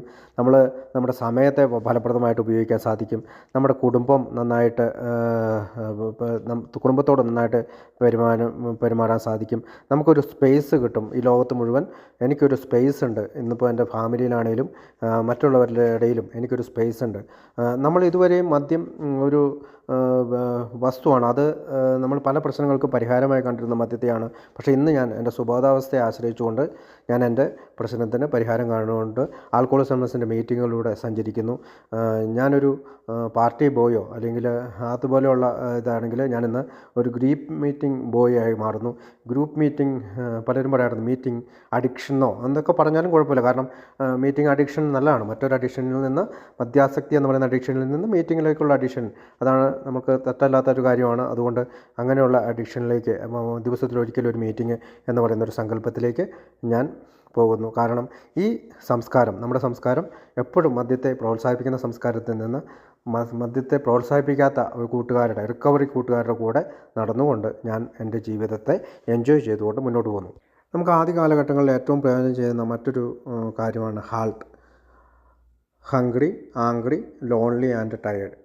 ഹംഗ്രിയെക്കുറിച്ച് ചിന്തിക്കുമ്പോൾ നമുക്കറിയാം, ആഹാരം, വസ്ത്രം, പാർപ്പിടം, ഇതൊക്കെ നമ്മുടെ ഒരു ബേസിക് നീഡാണ്. ഇതൊരു പുതിയ വാർത്തയൊന്നുമല്ല, നമുക്ക് എല്ലാവർക്കും അറിയാവുന്ന കാര്യമാണ്. പക്ഷേ ആൽക്കഹോളിക്സ് അനോണിമസിൻ്റെ ഉള്ളിലെത്തുന്ന ഒരാൾ വിശന്നിരിക്കരുത്. ഇനിയിപ്പോൾ അദ്ദേഹത്തിന് ഒരു നേരത്തെ ഭക്ഷണത്തിന് പെട്ടെന്ന് സാഹചര്യം ഇല്ലെങ്കിൽ അദ്ദേഹത്തിൻ്റെ എന്തെങ്കിലും സ്നാക്സോ ഒക്കെ കഴിച്ച് അത് ഫുഡ് കഴിക്കുന്നത് സ്കിപ്പ് ചെയ്യാതെ നമുക്ക് പോകാം. അദ്ദേഹം ടേസ്റ്റി ആണെങ്കിൽ, അതായത് വെള്ളം കുടിക്കണമെന്നൊക്കെ തോന്നുകയാണെങ്കിൽ പെട്ടെന്ന് വെള്ളം കുടിക്കാനുള്ള കാര്യങ്ങളൊക്കെ ചെയ്യണം. പക്ഷേ ഒരു മേജർ ഡയറ്റിംഗ് പ്രോസസ്സിലേക്ക് ആദ്യ കാലഘട്ടത്തിൽ ഒരു വർഷത്തേക്കെങ്കിലും കടക്കാതിരിക്കുന്നതാകും നല്ലതെന്ന് ചിലർ പറഞ്ഞു കേൾക്കാറുണ്ട്. അങ്ങനെ കടന്നിട്ടുള്ളവരൊക്കെ ഉണ്ട്, അവർക്ക് പ്രയോജനം ചെയ്തിട്ടുണ്ട്. അത് അവരവരുടെ ഇഷ്ടം പോലെ ചെയ്യേണ്ടതാണ്. അപ്പോൾ നോട്ട് ഹംഗ്രി, അത് വളരെ പ്രയോജനപ്രദമായ ഒരു കാര്യമാണ്. നമ്മൾ വിശന്നിരിക്കുമ്പോൾ നമുക്ക് കുടിക്കാനുള്ള ടെംപ്റ്റേഷൻ ഉണ്ടാകും. അടുത്തത് നമ്മുടെ ദേഷ്യമാണ്. ദേഷ്യപ്പെടരുതെന്ന് നമ്മൾ പറയുന്നുണ്ട്, പക്ഷേ നമുക്ക് ദേഷ്യപ്പെടാനുള്ള അവസരമുണ്ട്. പക്ഷേ നമ്മളത് ഫോഴ്സ് ചെയ്ത് നിൽക്കുകയാണെങ്കിൽ, കാരണം ഇത് നമുക്ക് കൂടുതൽ അവസരങ്ങൾ നൽകുകയാണ് കുടിക്കുന്നതിനെ ജസ്റ്റിഫൈ ചെയ്യാൻ. അവൻ കാരണമാണ് കുടിച്ചത്, അവൾ കാരണമാണ് കുടിച്ചത്, അവൻ എന്നോട് ഇങ്ങനെ ചെയ്തുകൊണ്ടാണ് കുടിച്ചത് എന്നൊക്കെ നമ്മൾ പറയുമെങ്കിലും ആരാണ് ഇതിൻ്റെ പ്രതിഫലം, അല്ലെങ്കിൽ കുടിച്ചു കഴിഞ്ഞിട്ടുണ്ടായ പ്രതിഫലം ലഭിക്കുന്നത്? നമ്മൾ പറയുന്ന മറ്റേ ആളാണോ? അയാൾ എന്നോട് അങ്ങനെ ചെയ്തുകൊണ്ടാണ് കുടിച്ചതെന്ന് പറയുമ്പോൾ അയാളാണോ അതിൻ്റെ പ്രതിഫലം? അല്ല, നമ്മളാണ് അതിൻ്റെ പ്രതിഫലങ്ങളെല്ലാം അനുഭവിക്കേണ്ടത്. നമ്മുടെ ഹാങ് ഓവറും നമ്മുടെ തലവേദനകളും ഒക്കെ അനുഭവിക്കുന്നത് നമ്മൾ തന്നെയാണ്. കുടിച്ചതുകൊണ്ട്, ദേഷ്യപ്പെട്ട് കുടിച്ചതുകൊണ്ട് ആ ദേഷ്യമുണ്ടായ സാഹചര്യം മാറുന്നുണ്ടോ? അതെന്തെങ്കിലും സോൾവ് ആകുന്നുണ്ടോ? അവിടെ എന്തെങ്കിലും ചേഞ്ച് വരുന്നുണ്ടോ? ഇല്ല. ആ പ്രശ്നം അവിടെ തന്നെ നിൽക്കുന്നുണ്ട്. പക്ഷേ നമ്മൾ വീണ്ടും മദ്യാസക്ത രോഗത്തിലേക്ക് തിരിച്ചു പോയി എന്നുള്ളതാണ് ദേഷ്യം പുലർത്തിക്കൊണ്ട് കുടിച്ചാലുണ്ടാകുന്ന പ്രശ്നം. അത് ദേഷ്യപ്പെടുന്ന ആൾക്ക്, അല്ലെങ്കിൽ നമുക്ക് ദേഷ്യമുണ്ടായ ആൾക്ക് ഒരു സംഭവവും ഒരു ചുക്കും സംഭവിപ്പിക്കുന്നില്ല എന്നുള്ള സത്യം നമ്മൾ മനസ്സിലാക്കണം. അടുത്തത് ലോൺലിയാണ് അല്ലേ? ഒറ്റയ്ക്കായി പോവുക. ഒറ്റയ്ക്കായി പോകുന്നത് വളരെ ഡേഞ്ചറസ് ആയിട്ടൊരു സിറ്റുവേഷനാണ്. നമ്മൾ പലപ്പോഴും പറയാറുണ്ട്, ഒറ്റയ്ക്കായി പോയി കഴിഞ്ഞാൽ നമ്മൾ ആൽക്കഹോളിക്സ് അനോണിമസിൻ്റെ ഗ്രൂപ്പിലേക്ക് ആയില്ലെങ്കിൽ നമ്മൾ ഒറ്റയ്ക്ക് പോയിട്ട് മരിക്കുമെന്ന്. അപ്പോൾ പെട്ടുകൊണ്ട്, ഗ്രൂപ്പുമായിട്ട് ഐക്യപ്പെട്ടുകൊണ്ട് നമ്മൾ മുന്നോട്ട് പോകണം. പലപ്പോഴും കാര്യങ്ങളെല്ലാം ആയിട്ട് പോകുന്നതുകൊണ്ടല്ല ആൽക്കഹോളിക്സ് അനോണിമസിൻ്റെ മീറ്റിങ്ങിലേക്ക് ആളുകൾ വീണ്ടും പോകുന്നത്. കാര്യങ്ങളെല്ലാം സന്തോഷകരമായിട്ടിരിക്കുമ്പോഴൊക്കെ ഈ സപ്പോർട്ട് ഗ്രൂപ്പുകളിലേക്ക്, ആൽക്കഹോളിക്സ് അനോണിമസിൻ്റെ ഗ്രൂപ്പുകളിലേക്കൊക്കെ ആളുകൾ പോകുന്നുണ്ട്. അതോടൊപ്പം തന്നെ ഞാൻ കണക്ട് ചെയ്യേണ്ട കുറേ ആളുകളുടെ നമ്പറുകൾ എൻ്റെ ഫോണിൽ ഞാൻ സേവ് ചെയ്ത് വെക്കണം. അപ്പോൾ എൻ്റെ ഏകാന്തതയിൽ അവരോട് സംസാരിച്ച് കടന്നു പോകാനായിട്ട്. ചിലപ്പോൾ നല്ല ബെസ്റ്റ് ഫ്രണ്ടായിരിക്കാം, ചിലപ്പോൾ ഏകാര് തന്നെയായിരിക്കാം, നല്ലൊരു കുടുംബ സുഹൃത്തായിരിക്കാം. അവരെല്ലാം നമ്മൾ ചിലപ്പോൾ ചില പള്ളികളിലോ അമ്പലങ്ങളിലോ മോസ്കുകളിലോ ഒക്കെ ഉള്ള ഗ്രൂപ്പുകളായിരിക്കും. എവിടെയാണെങ്കിലും നമ്മൾ ഈ ലോൺലിനെസ്സിൽ നിന്ന് മാറാനായിട്ട് നമ്മുടെ മദ്യപിച്ചുകൊണ്ടുണ്ടാകുന്ന, നമ്മൾ കണക്ഷൻ വയ്ക്കാൻ വേണ്ടിയിട്ടാണ് മദ്യപിച്ചുകൊണ്ടിരുന്നത്. ആ കണക്ഷൻ നമ്മൾ മദ്യപിക്കുമ്പോൾ കിട്ടുന്നുണ്ടെന്നാണ് നമ്മുടെ വിചാരം. പക്ഷേ അതിനുപരിയായി മദ്യപിക്കാത്തപ്പോഴും നമ്മൾ ഈ ലോൺലിനെസ്സിൽ നിന്ന് മാറാൻ വേണ്ടി ഇത്തരം ഗ്രൂപ്പുകളിലേക്ക് നമ്മൾ പോകണമെന്നുള്ളതാണ് ഒരു കാര്യം. അടുത്തത് ക്ഷീണിതനാകരുതെന്നാണ്. ടയേർഡ് അല്ലേ? നമ്മൾ ജോലിയൊക്കെ എടുത്ത് ഈ ലോകം വളരെ തിരക്കുള്ളതാണ്. വളരെ ഫാസ്റ്റായിട്ടുള്ള ലോകത്ത് നമ്മൾ ജീവിച്ചു പോകുമ്പോൾ നമുക്ക് പലപ്പോഴും ക്ഷീണിതനായി പോകാം. അപ്പോൾ നമുക്ക് നല്ലൊരു ഇനഫ് സ്ലീപ്പ് കിട്ടണം. അപ്പോൾ പലപ്പോഴും പറയാറുണ്ട്, മൊബൈലൊക്കെ മാറ്റി വെച്ചുകൊണ്ട് ഉറങ്ങാൻ കിടക്കണമെന്നൊക്കെ പറയാറുണ്ട്. പലപ്പോഴും എനിക്ക് പോലും അത് സാധിക്കാറില്ല. കാരണം ഇടയ്ക്കിടയ്ക്ക് ന്യൂസ് എന്താണ് വന്നിട്ടുള്ളത്, അല്ലെങ്കിൽ ആരെങ്കിലും വിളിച്ചോ എന്നൊക്കെ ഇങ്ങനെ ചെക്ക് ചെയ്യാറുണ്ട്. അപ്പോൾ ഫോണൊക്കെ മാറ്റി വെച്ച് ഇനഫ് സ്ലീപ്പിലേക്ക് വരണമെന്ന് നമ്മൾ അതിനകത്ത് മനസ്സിലാക്കണം. നമ്മൾ ക്ഷീണിതനായിട്ടിരുന്നാൽ കുടിക്കാനുള്ള സാഹചര്യങ്ങൾ കൂടുതലാണ്. അപ്പോൾ നല്ലൊരു സ്ലീപ്പിംഗ് ഹൈജീൻ അല്ലെങ്കിൽ ഒരു സ്ലീപ്പിംഗ് പ്രാക്ടീസ് നമ്മൾ ഉണ്ടാക്കിയെടുക്കുന്നത് നല്ലതായിരിക്കും. വിശക്കുമ്പോൾ ബോഡി തരുന്നൊരു സിഗ്നലുണ്ട്, അപ്പോൾ നമ്മൾ ഭക്ഷണം കഴിക്കണം. അല്ലെങ്കിൽ നമുക്ക് ദേഷ്യം വരുമ്പോൾ നമുക്ക് ഒരു മിനിറ്റ് ബ്രീത്ത് എടുത്തുകൊണ്ട് നമുക്ക് പുറത്തേക്ക് പോവുകയോ, അല്ലെങ്കിൽ ദേഷ്യം വരുന്ന സാഹചര്യത്തിൽ നിന്ന് മാറി നിൽക്കാനായിട്ടുള്ള കാര്യങ്ങളൊക്കെ ചെയ്യാം. നമ്മുടെ ജീവിതത്തിൽ സംഭവിക്കുന്ന കാര്യങ്ങളെല്ലാം അക്സെപ്റ്റ് ചെയ്യണം. നമുക്ക് ഒരുപാട് പണം നഷ്ടപ്പെട്ടേക്കാം, ചിലപ്പോൾ ഒരുപാട് പണം നമുക്ക് കിട്ടിയേക്കാം. ചിലപ്പോൾ പറയാറുണ്ട്, ഒരുപാട് വിജയത്തിലും ഏക്കാർ പോയി കുടിക്കും. നമുക്ക് 1 കോടി രൂപ പെട്ടെന്ന് കിട്ടുവാണെങ്കിൽ നമ്മൾ പോയി കുടിക്കും. ചിലപ്പോൾ 1 കോടി രൂപ നഷ്ടപ്പെട്ടാലും പോയി കുടിക്കും. അപ്പോൾ രണ്ടും, വിജയത്തിലും തോൽവിയിലും കുടിക്കാനുള്ള സാധ്യതയുള്ളവരാണ് റിക്കവറിയിലെ അംഗങ്ങൾ. അപ്പോൾ നമ്മളെപ്പോഴും ഇത് രണ്ടിനെയും ഇമോഷൻസിനെ ബാലൻസ് ചെയ്തുകൊണ്ട് മുന്നോട്ട് പോകേണ്ടതുണ്ട്. അടുത്തതാണ് സ്ട്രെസ്സിൽ നിന്നും അകന്നു നിൽക്കാനായിട്ട് നമ്മൾ ചിലപ്പോൾ ജോലിയിൽ നിന്നുള്ളൊരു സ്ട്രെസ്സായിരിക്കും. അപ്പോൾ അതിൽ നിന്ന് എത്രമാത്രം പ്രയോജനപ്രദമായിട്ട്, എൻ്റെ ജോലി സമയം എത്രമാത്രം പ്രയോജനപ്രദമായിട്ട് എനിക്ക് ചിലവഴിക്കാം. ഞാൻ ഇപ്പോൾ അഡിക്ഷൻ സെൻ്ററിലാണ്. അപ്പോൾ അവരുമായിട്ട് സപ്പോർട്ട് ചെയ്ത് പുറത്തേക്കൂടെ നടക്കാൻ പോവുക, അവരെ ഒരു സപ്പോർട്ട് ചെയ്തിട്ട് ആ ജോലിയിലെ സ്ട്രെസ്സ് കുറയ്ക്കാനായിട്ടുള്ള ശ്രമങ്ങൾ ഞാൻ നടത്തേണ്ടതുണ്ട്. COVID-19 ഹിറ്റ് ചെയ്ത സമയത്ത് പലരും എല്ലാവർക്കും ബോർഡിങ്ങായിട്ട് ഈ ആൽക്കഹോളിസത്തേക്ക് വളരെ നാടകീയമായ രീതിയിൽ പലരും മദ്യാസക്തിക്ക് അടിമയായിട്ടുണ്ട്. അപ്പം നമ്മളൊന്ന് ചിന്തിക്കേണ്ടത് ഈ പറയുന്ന ബോർഡമിനെ മാറ്റുക എന്നുള്ളതാണ്. അല്ലെങ്കിൽ ഈ പറയുന്ന ബോറിങ്, അല്ലെങ്കിൽ എനിക്ക് ഭയങ്കര ബോറാണെന്നുള്ളൊരവസ്ഥയെ മാറ്റുന്നതിനാണ്. അതിനാണ് ഇപ്പോൾ നമ്മൾ ഓൺലൈൻ മീറ്റിങ്ങുകൾ രാവിലെ 6:30 തുടങ്ങി രാത്രി 1 മണി വരെയുള്ള മലയാളത്തിലുള്ള മീറ്റിങ്ങുകളുണ്ട്. English അറിയാവുന്നവർക്കാണെങ്കിൽ international മീറ്റിങ്ങുകളുണ്ട്. അത്തരം മീറ്റിങ്ങുകളിലേക്ക് പോകാൻ നമ്മൾ തയ്യാറാണ്. ബോർഡിങ്ങിനെ പ്രോത്സാഹിപ്പിച്ചുകൊണ്ട് നമ്മൾ ഒറ്റപ്പെട്ട എവിടെയെങ്കിലും ഇരിക്കരുത്. നമ്മൾ തീർച്ചയായും നമ്മുടെ റിക്കവറി ഗ്രൂപ്പിൽ പോവുകയോ, നമ്മുടെ ഗ്രൂപ്പിലെ സേവനങ്ങളിൽ ഏർപ്പെടുകയോ, മറ്റൊരു മദ്യാസക്തിനെ സഹായിക്കുന്ന ഫോൺ കോളുകളിൽ ഏർപ്പെടുകയോ, അല്ലെങ്കിൽ മറ്റൊരു സ്പോൺസറെ തിരഞ്ഞെടുത്തുകൊണ്ട് തൻ്റെ തന്നെ 12 പടികളിലൂടെയുള്ള ജീവിതയാത്രയെ സഹായിക്കുന്ന കാര്യങ്ങളിൽ ഞാൻ ഏർപ്പെടും. മറ്റൊരു കാര്യം പറയാനുള്ളത് ചലിച്ചുകൊണ്ടിരിക്കുക എന്നുള്ളതാണ്. തുടർച്ചയായിട്ട് ചലിച്ചുകൊണ്ടിരിക്കുക, അല്ലെങ്കിൽ തുടർന്നുകൊണ്ടിരിക്കുക. അതായത് മീറ്റിങ്ങിന് പോവുക, ജോലിക്ക് പോവുക, വീടുകളിലെ കാര്യങ്ങൾ നോക്കുക, പറമ്പ് ക്ലീൻ ചെയ്യുക, പുല്ല് വെട്ടുക, പശുവിനെ കുളിപ്പിക്കുക, അല്ലെങ്കിൽ അങ്ങനെയുള്ള കാര്യങ്ങളെല്ലാം റിപ്പീറ്റ് ചെയ്ത് തൻ്റെ ജീവിതത്തിൽ ചെയ്യാവുന്ന കാര്യങ്ങൾ മറ്റുള്ളവർക്ക് പ്രയോജനപ്രദമായും അവനവന് പ്രയോജനപ്രദമായിട്ട് ജീവിക്കാനായിട്ടുള്ള കാര്യങ്ങൾ ഞാൻ ചെയ്തുകൊണ്ടേയിരിക്കണം.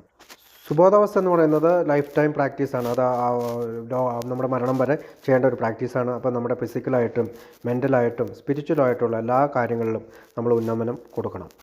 നമ്മുടെ സമയം അവസാനിക്കാറായി. അപ്പോൾ ഞാൻ അവസാനമായിട്ട് നിങ്ങൾക്ക് വേണ്ടിയുള്ള ഒരു വീക്ഷണത്തിൽ 157-ാമത്തെ പേജിൽ പറയുന്നുണ്ട്, ഉണ്ട് പകരമായിട്ട് ഒന്നുണ്ട്. അധപതനത്തിൽ നിന്ന് ഞങ്ങളെങ്ങനെ കരകയറിയെന്ന് നിങ്ങൾക്ക് കാണിച്ചു തന്നിട്ടുണ്ട്. നിങ്ങൾ പറഞ്ഞേക്കാം, സമ്മതിച്ചു, ഞാൻ മദ്യത്തിൽ നിന്ന് മാറാൻ ആഗ്രഹിക്കുന്നു. പക്ഷേ അതിന് അങ്ങേയറ്റം വിഡ്ഢിത്തപൂർണമായതും അറിബോധനായതും വിഷ്ണുവുമായ ചില സൽക്കർമ്മികളുടെ ജീവിതം ഞാൻ നയിക്കേണ്ടതുണ്ടോ?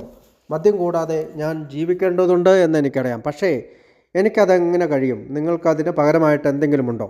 അപ്പോഴാണ് ആദ്യം പറഞ്ഞ പോലെ ഉണ്ട്, പകരമായിട്ടുണ്ട്. അതാകട്ടെ പകരമായിട്ടുള്ളതിനേക്കാൾ ഉപരി വിശാലമായിട്ടൊന്നുള്ളതാണ്. ആൽക്കഹോളിക്സ് അനോണിമസിലുള്ള ഒരു കൂട്ടായ്മയാണത്. മറ്റുള്ളവരുടെ ശ്രദ്ധ, മടുപ്പ്, ദുഃഖം എന്നിവയിൽ നിന്നുള്ള മോചനം നിങ്ങൾക്കതിൽ കണ്ടെത്താം. നിങ്ങളുടെ സങ്കല്പശേഷി കത്തിജ്വലിക്കും. അവസാനം ജീവിതത്തിൽ ഒരു അർത്ഥം കണ്ടെത്തിയതായി നിങ്ങൾക്ക് തോന്നും. നിങ്ങളുടെ ജീവിതകാലത്തിൽ ഏറ്റവും സംതൃപ്തികരമായ വർഷങ്ങളായിരിക്കും ഇനി മുന്നിലുള്ളത്. ഞങ്ങൾ ഈ കൂട്ടായ്മയെ കാണുന്നത് അങ്ങനെയാണ്. നിങ്ങൾക്കും അതങ്ങനെ തന്നെയായിരിക്കും. അതെങ്ങനെയാണ് നടപ്പിൽ വരിക? ഈ ആളുകളെ ഞാൻ എവിടെയാണ് കണ്ടെത്തുക എന്നൊക്കെ നിങ്ങൾ ചോദിച്ചേക്കാം. നിങ്ങളുടെ തന്നെ സമൂഹത്തിൽ ഈ പുതിയ സുഹൃത്തുക്കളെ നിങ്ങൾ കണ്ടെത്താൻ പോവുകയാണ്. ഒരു മുങ്ങിക്കൊണ്ടിരിക്കുന്ന കപ്പലിലെ ആളുകളെന്ന പോലെ നിസ്സഹായരായി നിങ്ങൾക്ക് ചുറ്റും അമിത മദ്യപാന രോഗികൾ മരിച്ചുകൊണ്ടിരിക്കുകയാണ്. നിങ്ങളൊരു വലിയ നഗരത്തിലാണ് ജീവിക്കുന്നതെങ്കിൽ ഇത്തരം നൂറുകണക്കിന് ആളുകൾ അവിടെ ഉണ്ടാകും. ഉയർന്നവരും താണവരും സമ്പന്നന്മാരും ദരിദ്രരും എല്ലാം ആൽക്കഹോളിക്സ് അനോണിമസിലെ വരുംകാല അംഗങ്ങളാണ്. അവർക്കിടയിൽ നിന്ന് നിങ്ങൾക്ക് ആജീവനാന്ത സുഹൃത്തുക്കളുണ്ടായേക്കും. അവരുമായി നിങ്ങൾ അത്ഭുതകരവും നൂതനവുമായ ബന്ധങ്ങളിൽ ഏർപ്പെടാം. കാരണം പൊതുവായുള്ള ഈ യാത്രയിൽ തോളോട് തോളുരുമി നിൽക്കുകയും ഒരുമിച്ച് തകർച്ചയിൽ നിന്ന് രക്ഷപ്പെടുകയും ചെയ്യാം. മറ്റുള്ളവർക്ക് ജീവിതം വീണ്ടെടുക്കുന്നതിനും നിലനിൽപ്പിനും വേണ്ടി നിങ്ങളെ തന്നെ സമർപ്പിക്കുന്നതിൻ്റെ അർത്ഥമെന്താണെന്ന് അപ്പോൾ നിങ്ങൾക്ക് മനസ്സിലാകും.